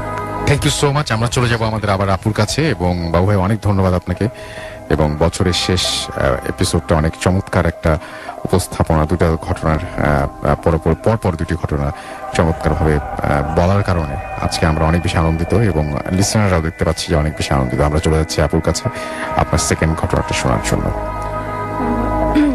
আসসালামু আলাইকুম। আমি এই ঘটনাটা শেয়ার করবো, অ্যাকচুয়ালি এটা আমার সাথে নিজের সাথেই ঘটেছে। তো এটা অ্যাকচুয়ালি ঘটেছে প্রায় 2 বছর আগে। তো আমি আর আমার ছোট বোন দুজনের অভ্যাস হচ্ছে কি, মানে কেউ যখন একা থাকবে আমাদের দুজনের মধ্যে, তো একজন একজনকে ভয় দেখানো। আমি যদি ওয়াশরুমে যাই তাহলে সে যে লাইটটা অফ করে দেবে, অথবা সে ওয়াশরুমে গেলে আমি লাইটটা অফ করে দেবো, অথবা দুজনের মধ্যে একজন যদি একা থাকে তাহলে হচ্ছে পিছনে যায় যে কোনো একটা শব্দ করা কানায় সামনে। তো একদিন রাতে হয়েছে কি, আম্মু চুলায় ভাত বসেছে, আম্মু টিভি দেখতেছিল। তো আম্মু আমাকে বললো কি যে চুলায় ভাতটা বসানো আছে, তুমি যা দেখে আসো ভাতটা হয়েছে কিনা। তো আমি গেছি ও রান্নাঘরে, যাওয়ার পরে ভাতটা যখন চেক করতেছিলাম তখন আমার মনে হলো কি আমার কানের সামনে কেউ যেন এসে একদম 2 কানের মধ্যে ফিস করতেছে, একদম হুবহু মানুষের মতো ফিস করতেছে। তো আমি হঠাৎ করে চিৎকার দিয়ে উঠলাম, নিশা বলে, মানে আমার ছোট বোনের নাম নিশা, আমি নিশা বলে চিৎকার দিয়ে উঠলাম। চিৎকার দিয়ে ওঠার পরে আমি পিছনে ঘুরে দেখলাম কেউই নাই। আচ্ছা, কিন্তু আমি রাসেল ভাই, আমি বলবো আমি এক্সাক্ট আমার খেয়াল আছে যে একদম হুবহু মানুষের মতো আওয়াজ, মানে কানের সামনে ফিস করতেছে। তো আম্মু দৌড় দিয়ে আসার পরে আমি আম্মুকে বললাম যে আমার কাছে মনে হলো যে নিশা আমাকে পিছন থেকে এসে এরকম ভয় দেখানোর চেষ্টা করছে। তো আম্মু বলে কি নিশা তো আমার সাথেই ছিল, আমার সাথে বসে বসে টিভি দেখতেছে। তো এরপরে আম্মু দোয়া টোয়া পড়ার পরে ফটো দিল, পরে আমার কোনো প্রবলেম হয়নি। আরেকটা ঘটনা যেটা বলবো সেটা আমার আম্মুর সাথে হয়েছিল আর কি। তো ঘটনাটা আমি স্কিপ করে গেছি কোনো ইয়েতে। ওটা হচ্ছে তখন জ্যৈষ্ঠ মাস ছিল, আম্মু তার বাড়ির পাশে এক পুকুরে বসা ছিল, সন্ধ্যার দিকে পুকুরে বসা ছিল। তো ইউজুয়ালি পুকুরটার সম্পর্কে আমি একটু বলতে চাই। এই পুকুরটাতে কিছু ঘটনার জন্য মানুষ ওই পুকুরটাতে নামতো না গোসল করতে, জাস্ট কাপড় টাপড় ধোয়া আর এই তো। কিন্তু কেউ কখনো ওই পুকুরটাতে নামতো না কিছু ঘটনা পরে। আর ইভেন আগে এই পুকুরটাতে মাছ চাষ করা হতো, কিন্তু এইসব ঘটনা পরে মাছও চাষ করতো না কেউ। তো ফিরে যাচ্ছে আমি ঘটনায়। আম্মু বসা ছিল পুকুরটাতে। তো আম্মু হঠাৎ করে খেয়াল করলো পুকুর একদম ঠিক মাঝখানটাতে, মানে মানুষ ডুব দিলে যেরকম একটা ওয়েভের সৃষ্টি হয়, যেটাকে আমরা রিপল ইফেক্ট বলি, ওই রকম হচ্ছে। আচ্ছা, তো হঠাৎ করে এরকম আম্মু দেখলো। তো দেখার পর আম্মু ভয় পেয়ে যায়। আম্মু দৌড় দিয়ে এসে নানিকে মানে জিনিসটা বললো, শেয়ার করলো। তো নানা বললে কি যে এই পুকুরটাতে নাকি বড় বড় 7টা গভীর কুয়া ছিল। আর আগে যারা এখানে গোসল করতে নামতো তাদের প্রায় সবাই এইসব জিনিস আর কি করেছে। যেমন কারো নিচে দিয়ে যখন গোসল করতে যেত তখন পা ধরে টান দেওয়া হতো, বা অনেক সময় দেখা যেত কেউ খুব সুন্দর স্মেল পেত পুকুরটাতে। আবার অনেকেই যেখানে খেয়াল করছে যে অনেক বেটে বা বামুন টাইপের লোকটোক দেখা যেত। এরপর আর কি এইসব ঘটনা যখন লোকমুখে একজন থেকে একজনের প্রচার হতে থাকে তখন আর কি মানুষজন কি সাহস করতো না পুকুরটাতে নামার, একদম পুরো অফ হয়ে গেছিল, মানে কেউ গোসল টোসল করতে গেত না, এবার মাছও চাষ করতো না। তো এই ছিল আমার ঘটনা। ওকে, থ্যাংক ইউ সো মাচ। আপনাকেও স্টুডিওতে আসার জন্য অনেক অনেক অনেক অনেক ধন্যবাদ। এবং আমরা একটা অডিও ক্লিপে চলে যাব এবং তারপর একটা ছোট্ট বিরতি আছে, সেই বিরতির পরে আমরা আবারও ফিরে আসবো। সেই পর্যন্ত আমাদের সঙ্গেই থাকুন এবং আশা করছি যে আমাদের আপনারা ইমেইল পাঠাবেন, ইমেইল পাঠিয়ে আমাদের যে ঘটনাগুলো আছে সেই ঘটনাগুলো আপনারা শেয়ার করবেন। আমাদের আমাদের ইমেল অ্যাড্রেস হচ্ছে bhutfm@radio40.fm, which is bhutfm@radio.fm। আপনার নাম, ঠিকানা এবং ফোন নাম্বার সহ আপনার জীবনে ঘটে যাওয়া বা আপনার জানা সেরা ঘটনা লিখে পাঠিয়ে দিন আমাদের কাছে। ঘটনা শুরুতে অবশ্যই উল্লেখ করুন। চলে যাচ্ছি আমরা আমাদের স্টোরিতে এবং ফিরে আসবো একটু পরে। স্টে টিউনড, রেডিও ফুর্তি, এফএম এন্ড ডু ফুর্তি। আসসালামু আলাইকুম রাসেল ভাই, আমি প্রত্যয় বলছি রাজশাহী থেকে। আমি এখানে একটা প্রাইভেট ইউনিভার্সিটিতে সাংবাদিকতাতে করছি। আমার যে ঘটনাটা সেটা হচ্ছে 2010 কি 12 এর দিকে। তখন আমি এসএসসি এক্সামিনার। তো বিষয়টা এমন ছিল যে আমার বাসা থেকে আমার স্কুলে যেতে হলে আমাকে বাসে যেতে হতো। এটা নাটোরের একটা জায়গা। আমি তখন বনপাড়াতে থাকতাম। আমার স্কুলের জায়গাটার নামটা আমি বলছি না, সেটা খুব রেনাউন্ড একটা জায়গা। ইভেন স্কুলটাও খুব রেনাউন্ড, খুব বেশি পরিচিত, খুব বেশি ওয়েল নন একটা স্কুল। আমার স্কুলে যেতে আমার বাসা থেকে আমাকে বাসে করে যেতে হতো এবং 25 মিনিট থেকে 30 মিনিটসের একটা জার্নি করতে হতো আমাকে এভরিডে। বাসে যেতে হতো। সেই সময় আমার সামনে যেহেতু এসএসসি এক্সাম, তো আমি সারাদিন স্কুল করে, কোচিং করে, তারপরে টিউশন গুলো নিয়ে একবার সন্ধ্যার দিকে বাসায় ফিরতাম। যথারীতি সেটা স্কুলে গিয়েছি সকাল সকাল। আমি একটু বলে নিই যে আমার ছোটকাল থেকে বেশ কিছু প্রবলেম আছে। যেহেতু আমি তুলার আসি, তবুও বিষয়গুলোকে আমি খুব বেশি গায়ে লাগাতাম না, খুব বেপরোয়া ছিলাম তখন। তো তারপরে আমি আবার ঘটনা চলে আসছি। তো ওই দিন আমি স্কুলে গিয়েছি। স্কুলে গিয়ে যথারীতি আমি ক্লাস করেছি, প্রাইভেট টিউশন এগুলো শেষ করতে করতে মোটামুটি 4টা, 4:30 বা এরকম বেজে গিয়েছে। যেহেতু শীতকাল ছিল, শীতকালে তো মোটামুটি 5 বা 5:30 মধ্যে তো সন্ধ্যা বা রাত নেমে আসে। ওখানে একটা স্কুলের সামনে আমাদের একটা মোড় ছিল। তো মোড়ে আমরা শেষ করে ফ্রেন্ডদের সাথে কিছু আড্ডা দিয়ে তারপরে যে যার বাসাতে ব্যাক করতাম বা যে যার গাড়িতে উঠে যেতাম। তো মোটামুটি 5:30 নাগাদ আমার একটা বাস থাকতো এভরিডে। তাই ওই দিন আমি বসে আছি, ফ্রেন্ডদের সাথে আড্ডা দিচ্ছি। তো আড্ডা দেওয়ার দোকানটা এমন যে গলির মতো একটা দোকান, একটা চায়ের স্টল। সেখান থেকে রোড সাইডটা দেখা যায়, রোডটা দেখা যায়, কিন্তু খুবই সামান্য দেখা যায়। তো সামনের দিকে কোন গাড়িগুলো পাস করছে একটু হয়তো সামান্য একটা অংশ বিশেষ দেখা যায়। আর জায়গাটা একদমই লোকাল একটা জায়গার, হাতে কোনো কয়েকটা টি স্টল, এরকম খুব শুনশান একটা জায়গা যেখানে আমরা আড্ডা দিই। তো আড্ডা দিচ্ছি এমন সময় আমার পাশে ফ্রেন্ড আমাকে বলে যে তোর তো বাস চলে এসছে, মেবি মোড়ে দাঁড়ায় আসছে, তো দেরি করিস না, চলে যায়। তো আমিও তাড়াহুড়া করে, যেহেতু ওই সময়ের ওই লাস্ট ওই বাসটা যেহেতু প্রায় একটু গ্রামের সাইডে, তো তখন আর কি এলাকাটা তখন ডেভেলপ করে নাই, এখন যতটুকু ডেভেলপ। তো আমি ওদের কাছ থেকে বিদায় নিয়ে দৌড়াতে বাসে উঠে চলে এসেছি। এক লাফ দিয়ে বাসে উঠেছি, উঠে সামনের সিটে ফাঁকা পেয়েছি। ফাঁকা পেয়ে আমি বসে গেছি। বসে গিয়ে হেডফোন বের করে আমি গানে গুঁজে গান শুনছি। সাডেনলি আমার মনে হচ্ছে যে বাসটা অন্যদিন যখন আমি বাসে উঠি এত দেরি করে না, এখন এত দেরি করছে কেন। তো আমি গান থেকে হেডফোনটা খুলে আমি জাস্ট চেক করবো। এই সময় উঠে দাঁড়িয়ে আমি দেখে অবাক যে বাসের মধ্যে কোনো খুব বেশি প্যাসেঞ্জার নেই, সামনের ড্রাইভার সিটে ড্রাইভার নেই। আমি অবাক হয়ে গেলাম যে কোনোদিন বেশ ভরা গাড়ি, খুব বেশি ভরা না থাকলেও এতটা ফাঁকা থাকে না আর কি। তবে দেখলাম যে বাসের পিছনের সিটে 3জন মানুষ বসে আছে। একটা মানুষ একটা ফাইল নিয়ে বসে আছে, একটা অর্ধবয়স্ক একটা লোক। তিনি মাথা নিচু করে বাসের মেঝের দিকে তাকিয়ে আছেন। পাশে একটা 13-14 বছর একটা শুকনা করে একটা বাচ্চা বসে আছে। ছেলেটার মাথার সাইডটা দিয়ে রক্ত চুয়ে পড়ছে, অদ্ভুতভাবে পড়ছে। তো আমি এগুলো দেখে খুব স্বাভাবিকভাবে নিয়েছি যে কোনো একটা ঘটনা ঘটতে পারে। আমি কখনো এরকম হন্টেড ব্যাপারগুলো বুঝি। আমার সেটা মনে হচ্ছিল যে আমি তখন এটাও বুঝি নাই যে এই যে বাসটা এতটা ফাঁকা বাস, তারপরে এরা কেন পিছনে বসে আছে, একদম পিছনের সিটটাতেই কেন বসে আছে। তো আমি জাস্ট বাচ্চাটাকে বলছি যে বাবু, তোমার ওখান দিয়ে রক্ত বের হচ্ছে, এখানে তো ডাক্তারের দোকান পাওয়া গেলেও যেতে পারে, তো তুমি আসবে নাকি আমার সাথে, বা আমি কোনো হ্যান্ডি প্লাস বা এরকম কিছু নিয়ে এসে ওর মাথাটা দিয়ে দিবো কিনা। তো আমি ওটা দেখে আবারও বসে গেলাম সিটে। দেখে কিছুক্ষণ ওয়েট করছি কি আমি আবার দাঁড়ায় পিছনের সিটটাতে যে অর্ধবয়স্ক লোকটা ছিল ওনাকে আমি জিজ্ঞেস করছি, আঙ্কেল বাসটা কি যাবে, আপনার কোথায় থেকে আসছেন? দিয়ে আমি একটু বেশ উচ্চস্বরে বলেছি। দিয়ে দেখি যে বাচ্চাটাও কিন্তু আমার কথা শুনছিল, এরকম জানলা দিয়ে বাইরের দিকে তাকিয়ে আছে, এরকম একটা ব্যাপার। আর ওই মানুষটা যে মেঝের দিকে তাকিয়েছিল, অর্ধবয়স্ক লোকটা আমার কথা শুনে আমার দিকে তাকিয়ে কেমন একটা অদ্ভুত ভাবে হাসি দিচ্ছে, রহস্যময় একটা হাসি। আমি বলে বোঝাতে পারবো না আসলে সেই হাসিটা কেমন ছিল। আমি যে এখন গল্পটা বলছি, আমার এখনো মনে হলে আমার সেই হাসিটার কথা মনে হলে আমার এখন পর্যন্ত ভয় লেগে যায়। তো আমি বেশ একটা ফিল করে আমি জাস্ট ভাবছি যে ঠিক আছে, আমি বাসে যাবো না, আমি হয়তো কাটা সিএনজিতে যাবো বা অন্য কিছুতে যাবো। তবে হয়তো বসে থাকার মানে হয় না। এদিকে আম্মু বাসে টেনশন করছে। সেই সময় আমি তখন স্মার্টফোন বা মোবাইল ফোন সব পাইনি বা ব্যবহার করছি না এরকম। তো আমি নেমে গিয়েছি। আমি বাসের যে সিঁড়িটা আছে সেই স্টেয়ার্সটা থেকে আমি নামতে নামতে একটা লোক আমাকে টান দিয়ে বলছে যে মামা তুমি এই বাসে কি করছো? আমি বলছি এই বাসে আমি কি করছি মানে এই বাসে তো আমি এখন উঠবো, মানে আমি এই বাসে তো বনপাড়াতে যাবো। তো বলছে যে এই বাসে তুমি বনপাড়াতে যাবো কেন? এটা তো দুপুরে অ্যাক্সিডেন্ট করে গেছে, 2-3 জন মানুষ পর্যন্ত মারা গেছে। আমি শুনে তো 2-3 জন মানুষ মারা গেছে মানে আমি মাত্র বাসের মধ্যে 3টা মানুষকে দেখে আসছি, বাসটা সম্পূর্ণ অক্ষত। বাসটা কিছুক্ষণ আগেই তো আমার সামনে দিয়ে সেখানে থামুন। সঙ্গে সঙ্গে আমি বাসের মধ্যে আবার উঠে চেক করলাম, বাসের মধ্যে কোনো মানুষ নেই। পিছনের সিটের যে মাথার উপর যে গ্লাসটা থাকে সেটা ভাঙা। আমি অবাক হয়ে গেলাম দেখে। কথা হচ্ছে যে প্রশ্ন আমার একটা মাথায় থেকে গেল, আমি এখনো ভাবি যে বাসের ঠিক সামনে আমি ওখানে বসেছিলাম, এর মধ্যে 2-3 জন মানুষ থাকতো বা সেই বাচ্চাটা বা সেই বয়স্ক লোক থাকতো, তাহলে আমার পিছনেই তাদেরকে নামতে হতো। এত অল্প সময়ের মধ্যে কিভাবে সেই মানুষটা হাওয়া হয়ে যেতে পারে বা গায়েব হয়ে যেতে পারে? আমি তখন আমার মধ্যে কোনো কথা বের হচ্ছিল না। আমি কি দেখলাম কি হলো আমার মাথার মধ্যে কিছু আসছিল না। আমি জাস্ট চুপচাপ ওনার কথা মতো আমি কেমন কি হলো কিছুক্ষণ আগে আমার সাথে আমি কিছু ভাবতে পারছিলাম না সেই মুহূর্তে। আমি খুবই ডিস্ট্রাক্টেড, খুবই ইলুশনের মধ্যে ছিলাম আমি। তো যথারীতি আমি সিএনজি নিলাম, নিয়ে বাসায় আসলাম। বাসায় এসে খুব বেশি কাউকে কিছু বলিনি। আমার জ্বর আসলো 5-7 দিন পর্যন্ত আমার জ্বর থাকলো। এর মধ্যে যখন আমি ঠিক হয়েছি তখন আম্মুকে বিষয়টা শেয়ার করেছি। আম্মু শুনে আমাকে অনেক হুজুরের কাছ থেকে পানি পড়ে নাকি এরকম কিছু একটা দিয়েছিল। তারপরে বেশ কিছুটা সময় নিয়ে আমি আবার স্কুল কন্টিনিউ করি। তবে আমি যখন স্কুলগুলো কন্টিনিউ করতাম, যখন আমি বাসে যেতাম, আমাদের বনপাড়া থেকে আমার স্কুল পর্যন্ত যেতে হলে মাঝখানে একটা বিশাল 1 কিলোমিটারের মতো একটা শুধুমাত্র ধুধু করা মাঠ ছিল, যেখানে খুব বেশি আখের চাষ করা হতো। পাশে মিল ছিল এরকম কিছু একটা। তো আমার কারণ জানি ওখানে খুবই কম মানুষ দেখা যেত।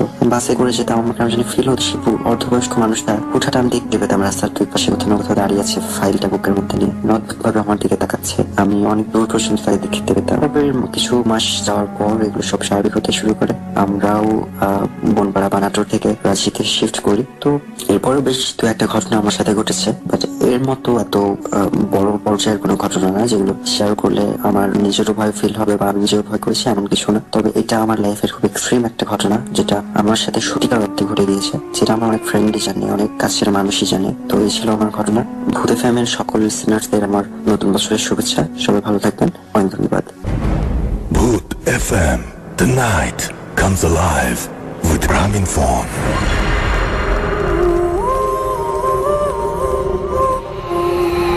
ইয়েস, লাগছে ভূত এফএম আমাদের সঙ্গে আছেন দেখতে পাচ্ছি। এছাড়াও পেরিপিওনি আমাদের সঙ্গে আছেন দেখতে পাচ্ছি।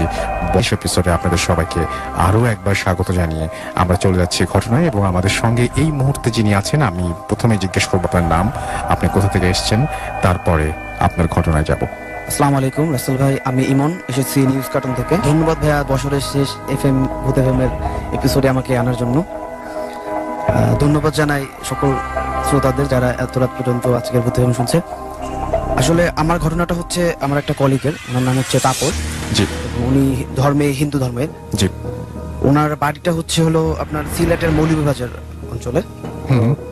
উনি বেশ অনেকদিন যাবৎ দুবাইতে ছিলেন, প্রায় 7-8 বছর যাবৎ। তো গত 2 বছর আগে উনি ছুটিতে বাড়িতে আসে। তখন ওনার যে জ্যাঠা মানে যে চাচা, ওনার একটা গাড়ি আছে। তো ওই রাত্রেবেলা গাড়ি চালিয়ে শেষ করে আসার পরে ওনার জ্যাঠা গাড়িটা ওনার কাছে দেয় যে তুই গিয়া এটা তেল ভরে নিয়ে আয়। তো উনি যেহেতু গাড়িটা চালাতে পারতেন ভালোভাবে, উনি ওইভাবেই নিয়ে বের হলেন। উনি তেল ভরে আসার পথে ওনাদের যে সদর হাসপাতাল, উনি যেটা বললেন, একটা হাসপাতালের সামনে থেকে আসার সময় উনি একটা ড্রিপ পায়, যে একটা লাশের ড্রিপ, একটা লাশটা নিয়ে যেতে হবে। তো উনি তখন ওনাদের সামনে দাঁড়িয়ে ওনাদের সাথে কথা বলে। তো ওইখানে যারা ছিল অন্যান্য গাড়ি, ওনারা কেউ ওই লাশটা নিতে চায়নি, এবং যারাও একটু বলছে তারাও অনেক দাম বলছে যে অনেক বেশি ভাড়া দিতে হবে। তো ওনার যেহেতু নিজস্ব গাড়ি এবং ওনার অতটা সমস্যা হতো না, উনি চিন্তা করছে যে আমার তেলের টাকা উঠলে হলো, তারপরে যা উঠবো এটা আমার, মানে যা পাবেন তাই লাভ। হ্যাঁ হ্যাঁ। তো এই চিন্তা করে উনি মানে মোটামুটি কম দামেই ওনাদের চাইতে উনি নিয়ে নিল। উনি নেওয়ার পরে লাস্টটা গাড়িতে উঠানোর পরে তারপর ওরা সামনে প্যাসেঞ্জার যারা ছিল ওনাদের সামনে দিয়ে উনি চালানো শুরু করলো। তো বলতে গেলে তারপর মানে রিসাল ভাই উনি যেটা আমাকে বললেন যে উনি গাড়িতে অন্যান্য সময় যেভাবে গাড়িটা চালালে যেভাবে যেরকম ভাবে স্পিড থাকে, গাড়িটা চালালে যেভাবে স্বাচ্ছন্দ্য বোধ করেন, ওদিন উনি ওইভাবে করতে পারেন না। মানে লাস্টে উঠানোর পর থেকে গাড়িটা একটু মানে অন্যরকম, স্পিডটা কম ছিল, উনি ওইভাবে চালাচ্ছিল। তো উনি যত ন্যাচারালি ভাবে ভাবলো যে হয়তো বা গাড়ির কোনো সমস্যা হচ্ছে, এই জন্য উনি চালাতে চালাতে কিছু দূর যাওয়ার পরে হঠাৎ করে উনি গাড়ির উপর থেকে প্রচুর পরিমাণ শব্দ পাচ্ছিল। মানে গাড়ির উপরে মনে হচ্ছে কেউ জোরে জোরে টাক দিচ্ছে, আচ্ছা, যেভাবে টাক দিলে শব্দ হয়। তো উনি একটু আতঙ্কিত হয়ে যায় ব্যাপারটাকে কি হলো। তো উনি গাড়িটা সাইড করে থামালেন, থামানোর পরে গাড়ি থেকে নেমে সব কিছু চেক করতেছে যে কি সমস্যা হলো, আবার উপরে কোনো সমস্যা হলো কিনা যার জন্য শব্দটা হচ্ছে। কিন্তু আশ্চর্যের বিষয় আসলে উনি কিছু খুঁজে পায় না, এমন কোনো সমস্যা ছিল না। তো উনি ভাবলো যে হয়তো বা এরকম কিছু, উনি কিছু একটা ভেবে তারপরে উনি আবার গাড়ি চালানো শুরু করলো। এভাবে চালানোর আর কিছুক্ষণ পরে গাড়ির এবারে যে শব্দটা ছিল বাইরে, ওই শব্দটা কিন্তু ভিতরে ছিল, মানে ভেতর পুরো জায়গাটা জুড়েই শব্দটা এরকম ছিল। এবার একটু উনি আবার আরেকটু আতঙ্কিত হয়েছে, ব্যাপারটা কি হলো, এত সময় উপরে শব্দ হলো, এবার আবার ভেতর থেকে শব্দটা আসছে। উনি এবারও গাড়িটা থামায় এবং যথারীতি আবার চেক করে যে ভিতরে কোনো সমস্যা কিনা, কিন্তু এবারও কোনো সমস্যা ছিল না। এই পর্যায়ে উনি এতটাই আতঙ্কিত হয়ে যায়, ওনার একটা ভাইকে উনি ফোন দেয় এবং যেটা বলা হয়নি, ওনার ভাইয়ের যে বাড়িটা ছিল ওনার যাত্রাপথের মাঝামাঝি জায়গাতে, এবং ফোন দেয় এবং বলে যে ভাই আমি তো এরকম একটা লাস্টের ট্রিপ নিয়ে ফেলছি, এখন আমি তো একা আর প্যাসেঞ্জার, আমার এরকম এরকম সমস্যা হয়েছে, তুই আয় একটু, আমার ভালো লাগবে। তো ওনার ভাই ওই রাত্রেবেলা তো উনি বের হয়ে ওনার ওইখানে আসে এবং ওনার সাথেই আসে, এবং ভাই ওনাকে অভয় দেয়, সমস্যা নেই আমি আছি, তুই চালা। তো উনি চালাচ্ছে হঠাৎ করে উনি গাড়িটা ডানে বাঁক নিচ্ছে, মানে দুটো রাস্তা দেখতে পায় উনি ডানে বাঁক নিচ্ছে, নেওয়ার সাথে সাথে ওনার ভাই বলছে কই যাস, কি করস? এখন উনি সাথে সাথে গাড়িটা হার্ট ব্রেক করে এবং বলে কি হয়েছে? এখন বলে তুই কোথায় যাচ্ছিস? এদিকে তো তোর খাদ। বলে কি বলেন, এটাকে তো রাস্তা দেখতেছি, এটা তো রাস্তা, ডানে রাস্তা আসছে। তো উনি ওনার ভাই বলে যে ওইটা রাস্তা না, ওটা ছিল খাদ, কিন্তু উনি দেখতে পাচ্ছিল যে ওইটা রাস্তা। তো এইভাবে গাড়ি করে ওনারা আবার, যেহেতু হিন্দু ধর্মে ছিল, ওনাদের ধর্মীয় যত মানে যে সবকিছু পাঠ করা যায় ওগুলো পাঠ করে আবার গাড়ি চালানো শুরু করে, এবং যাত্রার পথে প্রায় যাত্রার শেষ পর্যায়ে ওইভাবে তো চলতেছিল, মাঝে মাঝে শব্দ হচ্ছিল, উনি ভয়ে ভয়ে চালাতে হঠাৎ করে ভাই ওই যাত্রাপথে একটা মাজারের কিছুটা সামনে ওনারা ওইখানে গিয়ে স্টার্ট অফ হয়ে যায়, গাড়ির স্টার্ট অটোমেটিক অফ হয়ে যায়। তো অফ হয়ে যাওয়ার পরে ওনারা বারবার চেষ্টা করতেছে, তো আর স্টার্ট নিচ্ছে না গাড়ি। এর মধ্যে ওনার যে ভাইটা থাকে, ওই ভাইটা একটু রাগ হয়ে যায়, আপনারা কি মানে তুই এটা নিছোস, লাশের ট্রিপ নিছোস, এবং উনি ওই যে লাশের সাথে যারা থাকে তাদের সাথে একটু রাগ জোরে চিল্লাচিল্লি করে বলে যে আপনারা কি লাশ নিয়ে আসছেন, কি নাকি সমস্যা, এখন এই সমস্যা হচ্ছে, আমরা গাড়ি যাবে না, গাড়ি স্টার্ট দিচ্ছে না, আপনারা যেভাবে পারেন এখন এইভাবে নেন। তো এরপরে যে যারা ওনাদের যাত্রী ছিল, লাশের সাথে যারা ছিল, ওনাদের কাছাকাছি ছিল প্রায়, তো ওনারা তখন অন্য একটা ব্যবস্থা করে ওনাদের এলাকা থেকে একটা গাড়ি আনা, ওইটাই নেওয়ার ব্যবস্থা করে, এবং ওনারা যথারীতি ওইখানে গাড়িটা থাকে, কিন্তু ওনারা ওই লাস্টটা নামানোর পর স্টার্ট দিচ্ছে, কিন্তু গাড়ির স্টার্ট নিচ্ছে না। এরপর ওনার ভাই গাড়ির ভিতরে খোঁজাখুঁজ করে একটা তাবিজ পায়। তো এই তাবিজটা ফেলে দেওয়ার পরে আশ্চর্যজনকভাবে রাসেল ভাই গাড়িটা তাবিজটা ফেলে দেওয়ার পরে যে স্টার্ট নেয়, একদম ফাস্ট কিকে স্টার্ট হয়ে যায়, আচ্ছা, গাড়ির স্টার্ট হয়ে যায়। তো ওনারা ওইখান থেকে ওই রাত্রে ভয় পাওয়ার পরে ওইভাবেই চলে আসে, যে যা হইছে ওনারা চলে আসে, এবং ওই যে তাপস ভাই ওনার বাড়িতে আসার পরে রাত্রে উনি গাড়ি রেখে, ওনার চাচাকে আর কিছু জানায় না, উনি যথারীতি গাড়িটা রেখে উনি ঘুমায় পড়ে, এবং রাত্রেবেলা ওনার প্রচন্ড জ্বর আসে ওই ভয় থেকে। তো সকালবেলা ওনার চাচা ওই গাড়িটা নিয়ে বের হয়, যথারীতি যেরকম বের হয় সারা প্রতিদিন। উনি বের হওয়ার পরে গাড়িটা উনি চালাতে হঠাৎ করে কোনোভাবে একটা সমস্যা হয়, ব্রেক ফেল হয়ে ওর একটা গাছের সাথে ধাক্কা লাগে গাড়িটা, মানে যেটা ওনার কন্ট্রোল ছিল না, হঠাৎ করে গাড়িটা কন্ট্রোল বাইরে চলে গিয়ে একটা গাছের সাথে ধাক্কা খায়। এটার পরে ওনার চাচা একটু অন্যরকম আতঙ্কিত হয়েছে, ব্যাপারটা কি হইলো, আমার তো গাড়ি চালানোর লাইফে এরকম কোনো সময় কিছু হয় নাই, আজকে হঠাৎ এমন কেন হলো? তো উনি এরপরে চলে আসে তাপস ভাইয়ের কাছে, ওনাকে জিজ্ঞেস করে তুই গাড়িতে কি করছোস, কোথায় নিয়ে গেছিলি, গাড়িতে কি হয়েছে বল, আজকে আমি এতদিন যাবত গাড়ি চালাই, আমার গাড়িতে কোনো সমস্যা নাই, আজকে কেন এইটা হয়েছে বল, কি করছিস? তো জেরার মুখে উনি বলে ফেলে যে এরকম এরকম আমি লাশ নিয়েছিলাম গাড়িতে, তারপরে এরকম সমস্যা হয়েছে, তারপরে স্টিয়ারিং অফ হয়ে গেছিল লাস্টে, এটা বলে। তো বলার পরে ওনার চাচা অনেক বকাবকি করে যে এটা আমি যাত্রীটা নিয়ে তুই এখানে কেন লাশ নিচ্ছিস, জানিস এখন এই গাড়িতে একজন নিবেই, একজনের প্রাণ নিবেই, এই গাড়ি আর রাখা যাবে না। তো এটা বলে ওনার চাচা ওই থেকে ওই গাড়িটা কিছুদিন যাবত মানে উনি বেচার জন্য লোক খুঁজতে থাকে, এবং ওই গাড়িটা চালাচ্ছিল না। দেন কিছুদিন পরে ভাই একটা গাড়িটা বিক্রি করে ফেলে, মানে খুব সহজলভ্যে যখন মানে ওরকম ভাবে করে উনি মানে যত তাড়াতাড়ি গাড়িটাকে ছাড়ানো যায় এই হিসাব করে গাড়িটা তাড়াতাড়ি বিক্রি করে ফেলে।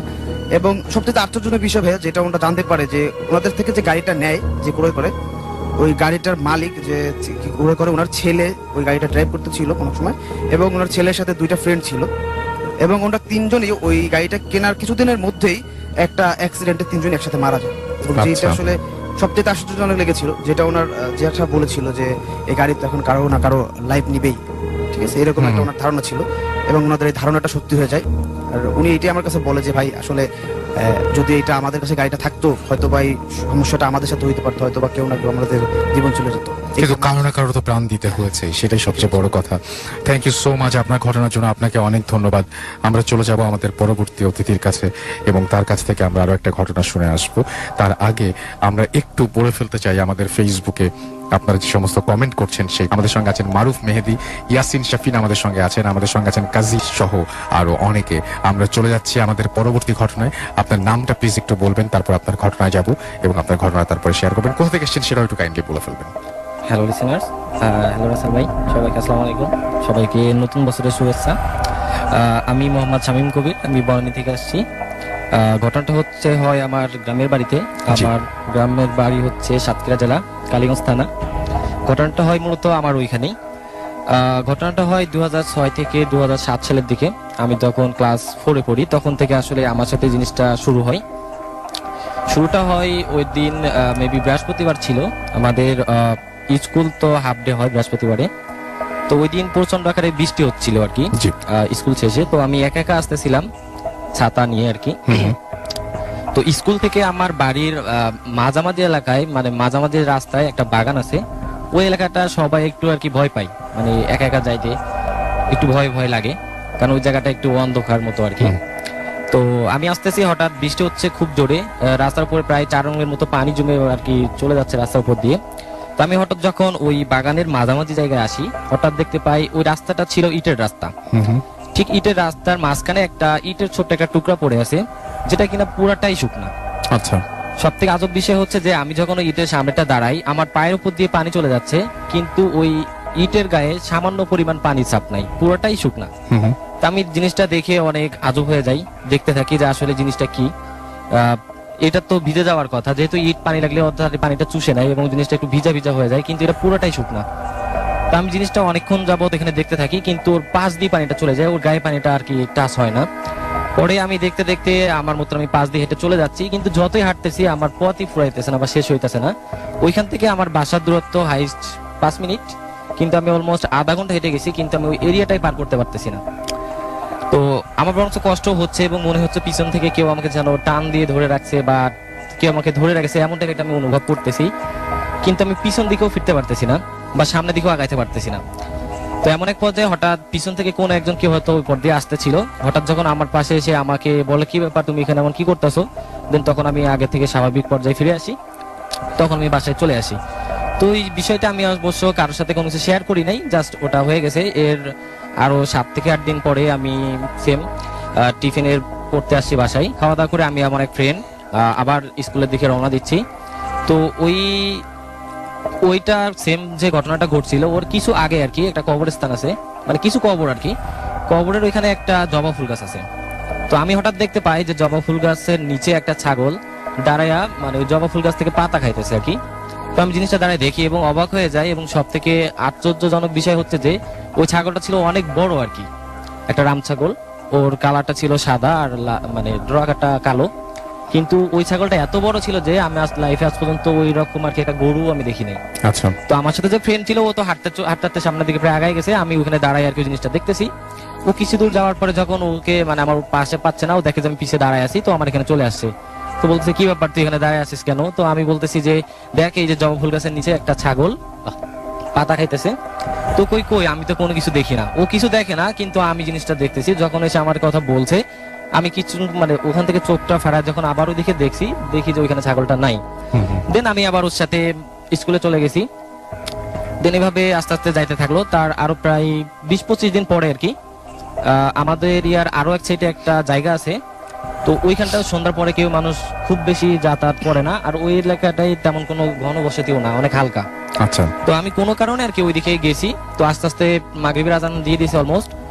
তো ওই রাস্তা দিয়ে যদি আমি বাসার দিকে যাই, আমি একটু তাড়াতাড়ি যাইতে পারবো, আর যদি ওই রাস্তা দিয়ে অন্য দিক দিয়ে যাই তাহলে আমার একটু ঘুর বেশি হবে, পথটা একটু বেশি হবে।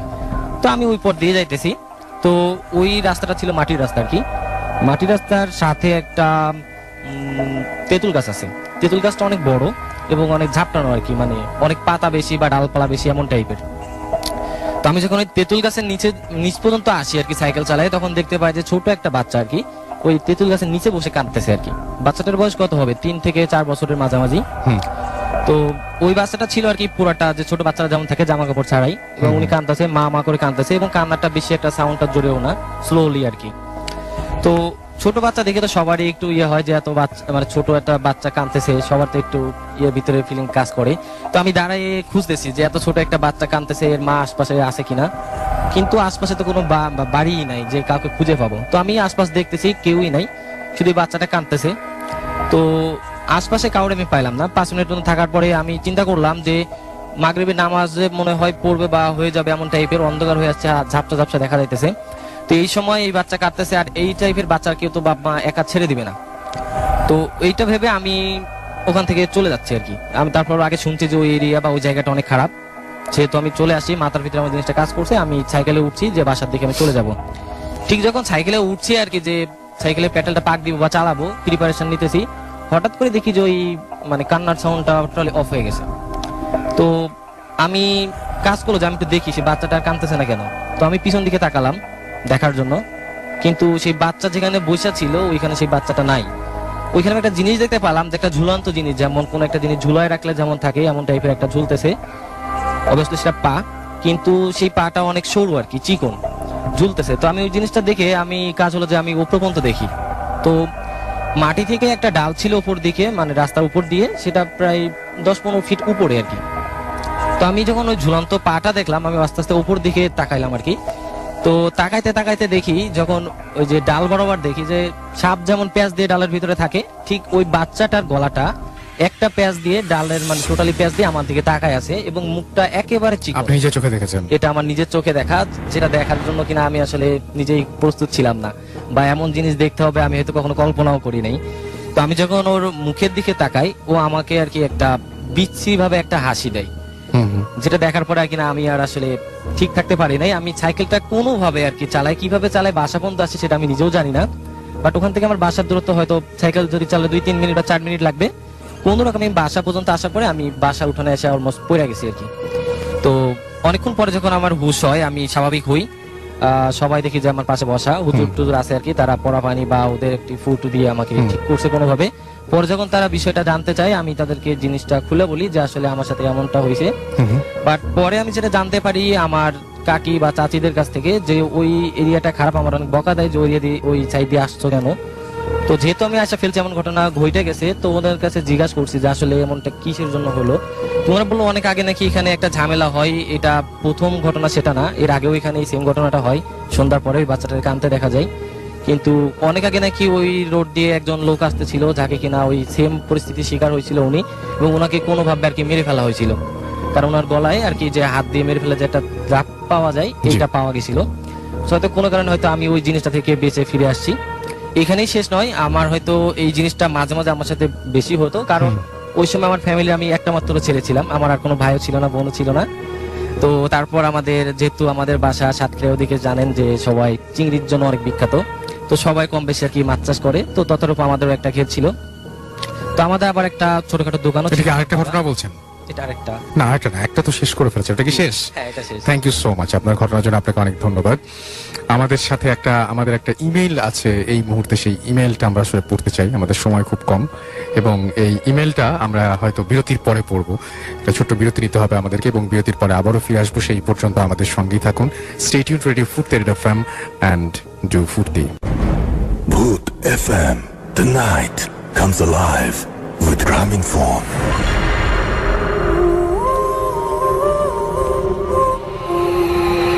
Yes, the night comes alive with Graminphone. You were listening to Radio Food Theatre FM. আমাদের আজকের শেষ অতিথির কাছে আপনার নামটা প্লিজ একটু শেয়ার করবেন, তারপর আপনার ঘটনায় যাব আমরা।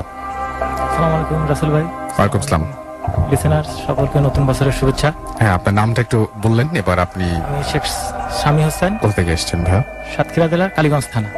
বাবা, অনেক দূর থেকে এসেছেন। ওকে, তো আমরা আপনার ঘটনায় যাই।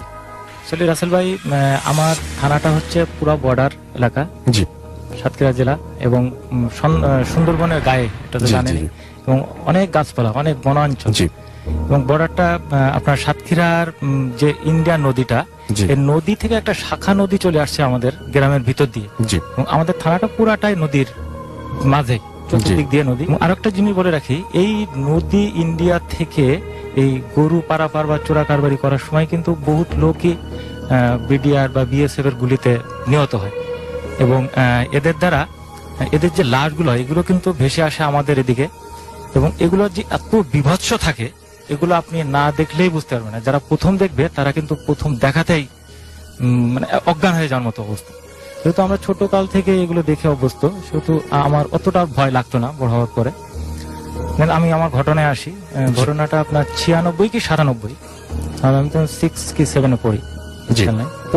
পৌষ মাঘের কোন এক সময় ঘুটঘুটা অন্ধকার এবং ঘন কুয়াশা, গভীর ঘুমের ভিতরে হঠাৎ দূর থেকে মুয়াজ্জিন সাহেবের আজানের আওয়াজ আমার কানে চলে আসে। এবং বলে রাখি রাসেল ভাই, আমি নামাজের প্রতি একটু বেশি আকৃষ্ট ছিলাম ছোটকাল থেকেই এবং চেষ্টা করতাম ফজর বলেন, তাহাজ্জুদ বলেন, চেষ্টা করতাম সব নামাজই নিয়মিত পড়তে।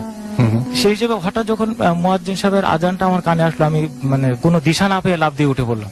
উঠেই কোনো দিকেই দেখি চতুর্দিকে আপনার ঘন কুয়াশা। আমি তাড়াহুড়া করে ওজুর জন্য বের হয়ে যাই, টিউবওয়েল চাপ দিকতেই দেখি পানি নাই বলতে আপনি পানিটা স্তর সীমানার নিচে চলে যায় এবং আরো বাইরে থেকে একটু পানি এনে দেন টিউবওয়েলে দিলে আবার একটু চাপাচাপি করলে পানি উঠতে থাকে। তখন হঠাৎ করে চিন্তা করলাম, যেহেতু আজান হয়ে গেছে তাহলে এখন অজু করতে গেলে আমার সময় নাই, তাহলে আমি নামাজ ধরতে পারবো। আমি তাড়াহুড়া করে আমার আব্বার যে শালটা ছিল সেই শালটা নিয়েই আমি বের হয়ে যাই নামাজের উদ্দেশ্যে। এবং বলে রাখি রাসেল ভাই, যাওয়ার সময় আমি আমাদের এলাকার যে মুরব্বী থাকে যারা আশপাশে শুয়ে থাকে তাদেরকে আমি ডাকতে যাই। ঘন কুয়াশার ভিতরে কখনো কেউ আগে চলে যায়, কেউ পরে আসে, বা কখনো কারো না কারোর সঙ্গে। ওই দিন ঘটনা যেটা হলো যে আমি ফার্স্ট যাকে ডাক দিতাম সে গত 2 দিন আগেই তিনি মারা যায় এবং তার ওই বেডটা দেখেই আমার মানে লোমগুলো খাড়া হয়ে যায় যে তার ফাঁকা খাট ওইভাবে পড়ে আছে, তিনি নাই এবং তাকে আমি প্রত্যেকদিন আগেই ডাকতাম। ওটা দেখে আমার মনের ভিতরে একটা মানে ভয়ঙ্কর ভীতি কাজ করে। আমি তারপরেও আল্লাহর নাম করে আস্তে আস্তে আগাইতে থাকি এবং আমাদের এরিয়াটা ছিল নদীর ধারেই, তো বাসাটা নদীর থেকে মসজিদটা প্রায় 1 কিলোমিটার দূরে। ওখানে কোনো লোকজনের তেমন কোনো বসতি নাই, এখনো অনেক বাসা হয়ে যাওয়া, কিন্তু তখন কিছুই ছিল না। এবং আপনার তখন তো মোবাইলের যুগ না এবং ইলেকট্রিসিটি তো ছিলই না বললে চলে, খুবই খারাপ অবস্থা। তখন আমরা হয়তো দিনে 1-2 ঘন্টা হয়তো পাইতাম, রাতে তো থাকতোই না, শীতকাল বলে কথা, তখন তো আসার প্রশ্নই আসে না। আমি খুব ভয়ঙ্কর একটা পরিবেশের ভিতর দিয়ে যাচ্ছি এবং রাতটাও যেন এমন একটা ঘুটঘুটে পরিবেশ, বুঝতেই পারতেছি না যে অন্য দিনের রাত আর আজকের রাতটা কেন এত তফাৎ। তারপরেও শাল মুড়ি দিয়ে ঘন কুয়াশার ভিতর দিয়ে যাচ্ছি এবং 2 সাইডে ঘন জঙ্গল, পাবলা এবং কেওড়া গাছ। কেওড়া গাছটা চিনবেন কিনা জানি না, হরিণের যে গাছটা খায় সেটার আমরা কেওড়া গাছ বলি। ওই নদীর সাইড দিয়ে ওই গাছগুলো থেকে কুয়াশার পানিগুলো টপ টপ করে শব্দ করে টিনের যে বাড়িগুলো আছে ওইগুলোতে পড়তো এবং আশপাশ দিয়ে একটা হালকা বাতাস। কিছু দূর যাইতে আমাদের একটা স্লুইস গেট আছে যেটা আপনার ব্রিটিশ আমলের তৈরি, এবং ওইটা থেকে যে পানিটা বের হয় এটা শব্দটা খুবই বিকট, যেহেতু পুরাতন হয়ে গেছে এবং পানির ধাক্কাটাও অনেক বেশি। এবং দূর থেকে শুনলে মনে হবে যে কোনো একটা মানে জন্তুকে আপনি ইচ্ছে করে দিয়ে বেঁধে রাখছেন এবং সে হুঙ্কা দিচ্ছে। ওই কুয়াশা, অন্ধকার কুয়াশার ভেতর দিয়ে আমি আস্তে আস্তে আগাইতে থাকি। কিছু দূর যাইতে পারি না, হুট করে এমন একটা শব্দ হয়ে আমার পিছ দিয়ে 2 জন অবয়ব, যেটা মানে মানুষও বলতে পারবো না, শব্দটা ছিল অনেকটা এরকম করেই আমার মানে পাশ কেটে চলে গেল। আচ্ছা, একটু সামনে দিয়ে যেতেই দেখি কুয়াশার ভিতরে তারা 10 থেকে 15 সেকেন্ড ওয়েট করতেই হুট করে দেখি পিছ থেকে আবার সেই 2 জন এবং সাউন্ডটাও সেম। আমি স্টিল ওখানে দাঁড়ানো, আমার হাত পা কাঁপতে থাকে এবং শীতের ভিতরে এমনিতে একটা একটা মনের ভিতরে কাজ করে, মানে ঠান্ডার ভিতরে এমনি কাঁপতে থাকে। এর ওপর পিছ দিয়ে 2 জন যখন ওই সাউন্ডটা করতে গিয়ে সামনে গিয়ে নাই, যখন আমি আর নাই, ওই আল্লাহকে ডাকছি এবং আমি চিন্তা করতেছি যে আমি সামনে যাব কি পিছে দৌড় দেবো, কি করব, কোনো কিছুই ভেবে উঠতে। এই মুহূর্তের ভিতরে দেখলাম যে ওই যে 2 জনের অবয়ব ওইটা আমার 2 পা দিয়ে ঘুরতে শুরু করে এবং যে কুয়াশা ঠিক আমার একটা রাউন্ড দিয়ে মানে একটা রাউন্ড ঘুরে আপনার কোনো কুয়াশা বাইরে, কিন্তু কুয়াশা আমি যেখানে দাঁড়িয়ে আছি ওইখান থেকে একটু নির্দিষ্ট দূরত্ব পর্যন্ত কোনোই কুয়াশা নাই। এবং আমি যতটুকু ফিল করতেছি যে ওই যে 2 জন, ওই 2 জন কুয়াশার মধ্যে একটা মানবিক চেহারা নিয়ে আমার সামনে আসতেছে, বড় হা করতেছে, আবার চলে যাচ্ছে। আচ্ছা, এই করতে করতে আমি কিছু দূর আগাই এবং আমার মনের ভিতরে কাজ করে যে আজান তো হয়ে গেছে, যেহেতু আজান হয়ে গেছে সেহেতু তো কোনো ভয় নাই, অল্প সময়ের ভিতরে সকাল হয়ে যাবে। আর আজান হইলে আমি শুনছি যে এইগুলা থাকে না। আমি দোয়া পড়তে আসি, একটু সামনে যেতেই যে আমাদের যে স্লুইস গেটটা, আমি ভাবছি যে ওইটা পার হইলেই তো আমাদের মসজিদের কাছাকাছি চলে আসবে, তাহলে তার ভয় নেই। একটু যেতেই দেখি ভাই স্লুইস গেট না, পুরাই অন্ধকার, কিছুই দেখা যাইতেছে না এবং ওই পুরা এরিয়াটাই ধীরে ঘুরতেছে। এবং আপনি বলে বিশ্বাস করবেন না, আমার মনে হচ্ছে যে আমি ওদেরই ওই ঘূর্ণন বৃত্তর ভিতরে মানে নিজেকে হারাই ফেলছি। একবার নিজেই ঘুলে পড়ে যায়, একবার চোখ বন্ধ হয়ে যায়, আবার মনে হয় বসে পড়ি, আবার মনে হয় উঠে দৌড়ায়, আমি নিজেই বুঝতে পারতেছি না কি করব। একটু সামনে গিয়ে যখন দেখলাম যে ওরা দুইজন ওইখানেই দাঁড়ানো, তখন রাসেল ভাই আমি ভয়ে কেঁদে ফেলছি, কিন্তু আমার কান্নার শব্দ আমি নিজেই শুনতে পাচ্ছি না। চিৎকার মারতেছি যে আমার নিজের খুবই অসহায় লাগতেছে, এত অসহায় যে আমি না আমার আম্মাকে ফিল করতে পারতেছি না আব্বাকে ফিল করতেছি, মনে হচ্ছে যে না আমি একা, খুবই একা, দুনিয়াতে আমার আর কেউ নেই। হঠাৎ পিছ থেকে ক্রিং করে একটা শব্দ, এই শব্দে আমি আরো আতঙ্কগ্রস্ত হয়ে আরো জোরে কেঁদে উঠি। কাছে এই শব্দটা এসে বলে, বাবু তুমি এখানে কি করো, চলো দেরি হয়ে যায়। মুখের দিকে তাকাইতে দেখি ইমাম সাহেব, মুয়াজ্জিন সাহেব মসজিদে, মুয়াজ্জিন সাহেব সাইকেল নিয়ে আমার পাশে দাঁড়ানো। মুয়াজ্জিন সাহেব আমাকে অনেক ভালোবাসেন এবং আমি যখনই ওনার আগে মসজিদে যেতাম তখন উনি এসে কি করতো, মসজিদের চাবিটা আমাকে দিয়ে দিত, দিয়ে বলতো যে বাবু মসজিদের আলোগুলো জ্বালাও বা মসজিদের জানলাগুলো খোলো, দরজাটা খোলো, এগুলো আমি করতাম। উনি আবার কি করতো, উনি ওই পিছে ওনাদের জন্য একটা ঘর করা ছিল, এখানে সাইকেলটা রেখে দেন রেস্ট হয়ে তারপরে আজান দিতে আসতো। এর আগে আমি আমার প্রাইমারি কাজগুলো সব কমপ্লিট করে রাখতাম। আমার খুব ভালোই লাগতো এগুলো করতে। আচ্ছা, এবং চেষ্টা করতাম সবার আগে সবসময় মসজিদে যাওয়ার জন্য। জি। ওনাকে দেখে আমার মনে হলো যে মানে আমার আপন কেউ আমার কাছে চলে আসছে। আমি লাভ দিয়ে ওনার সাইকেলের ওঠা স্টাইলটাই ছিল আমার, কেউ যদি ভয়ে লাভ দিয়ে খাটে ওঠে না সেভাবে এক লাফে ওনার সাইকেল উঠে পড়ে। আমার খেয়ালও নাই যে আমি ওনাকে জড়সড় হয়ে বসে পড়ি। এক টান দিয়ে উনি চলে যাচ্ছে, পুরো পথ উনি কোনো কথাই আমার সাথে বললেন। এবং আমি যখন ওই গেটটা পার হই তখন আমি পিছে ফিরে তাকায় দেখি যে ওই যে দুইটা চেহারার মতো দেখছিলাম, এত হিংস্র একটা সাউন্ড করে ওরা সুইচ গেট থেকে নিচে লাফ দিয়ে পড়লো। আচ্ছা, চলে গেল। আমি মুয়াজ্জিন সাহেবের সাথে মসজিদে চলে গেলাম। মসজিদের গেটে নেমে মুয়াজ্জিন সাহেব সাইকেলটা রেখে আমার বললো যে তুমি ভেতরে চলে যাও। গেটটা খুলে উনি বললেন যে ভেতরে চলে যাও। এবং উনি অন্যদিন যেমন গেটটা খোলা থাকে, ওই দিন গেটটা না খোলা ছিল, উনি আবার লাগালো এবং উনি ওনার মতো চলে গেলেন, কোনো কথাই বললেন। আচ্ছা, কোনো কথা না বলেই চলে গেল। আমি মসজিদের ভিতরে ঘুরতে আরেকটা জিনিস বলি বাবু রাসেল ভাই, সেটা হচ্ছে যে মসজিদে উঠতে বা সাইডে আমাদের একটা খাটিয়া ঝুলানো। এই খাটিয়াতে মানে তার 2 বছর আগে আমাদেরই এক বড় ভাই, উনি একটু মানসিক সমস্যায় ছিলেন, উনি ওইখানে গামছা গলায় দিয়ে ওই খাটিয়াতে ঝুলে মারা যায় মসজিদের ভিতরে। আচ্ছা, এটা কিন্তু রেকর্ড খুবই কমই হয়। উনি মসজিদের ভিতরেই গলায় আত্মহত্যা করে। ওই বারবার যখন ঘুরতেছি একা একা ওই খাটিয়ার দিকে নজর যাচ্ছে এবং আমি মানে আরো বেশি ভয় পেয়ে যাচ্ছি। এবং আমাদের মসজিদটা ছিল মাঝখানে একটা রুম এবং 3 দিকে বারান্দা। আচ্ছা, সচরাচর অনেক মসজিদে এমন হয়ে থাকে, 3 দিকে বারান্দা, মাঝখানে একটা রুমের মতো করা। এই রুমের ভিতরে তালাটা খুলে দেন নামাজগুলো হয় এবং জুম্মার সময় ওই বারান্দাগুলো ভর্তি হয়। আচ্ছা, ওই রুমের ভিতরেই একটা দেয়াল ঘড়ি এবং একটা ছোট্ট আলো, জিরো বাল্বের, যে সেই সময় যে বাল্বগুলো ছিল ওইগুলো জ্বলতো। তাছাড়া তো কারেন্ট তো নাই। আমি একা একা ঘুরতেছি এবং মুয়াজ্জিন সাহেবের কথা চিন্তা করতেছি যে কি ব্যাপার, উনি তো অন্য সময় তো তাড়াতাড়ি চলে আসেন এবং অন্যদিন তো উনি আমাকে তালা খুলে বলে উনি সবকিছু সঙ্গে সঙ্গে চলে আসেন। জি, আজকে কেন আসতেছে? এর ভিতরে হঠাৎ আমার মনে পড়লো কি আজান তো দিয়ে দিচ্ছে, তাহলে অন্য মুসল্লি বা কেউ নাই কেন, ইমাম সাহেব নাই, সভাপতি সাহেব নাই, কেউ নাই কেন? আমি এটা চিন্তা করতেছি এবং চেষ্টা করতেছি যে জানলাটা মুছে কয়টা বাজে এটা দেখার জন্য, বারবারই চেষ্টা করতেছি, বাট কারেন্ট না থাকার কারণে আমি এটা দেখতে পাচ্ছি। এর ভিতরে হঠাৎ আমার মনে হলো যে মুয়াজ্জিন সাহেব যে সাইকেলটা করে আমাকে নিয়ে আসলো, অ্যাকচুয়ালি মুয়াজ্জিন সাহেবের সাইকেল তো এটা ছিলই, কারণ মুয়াজ্জিন সাহেবের সাইকেলটা ছিল কিন্তু খুবই ভাঙাচোরা ছিল এবং একা চালাইতে কষ্ট হইতো।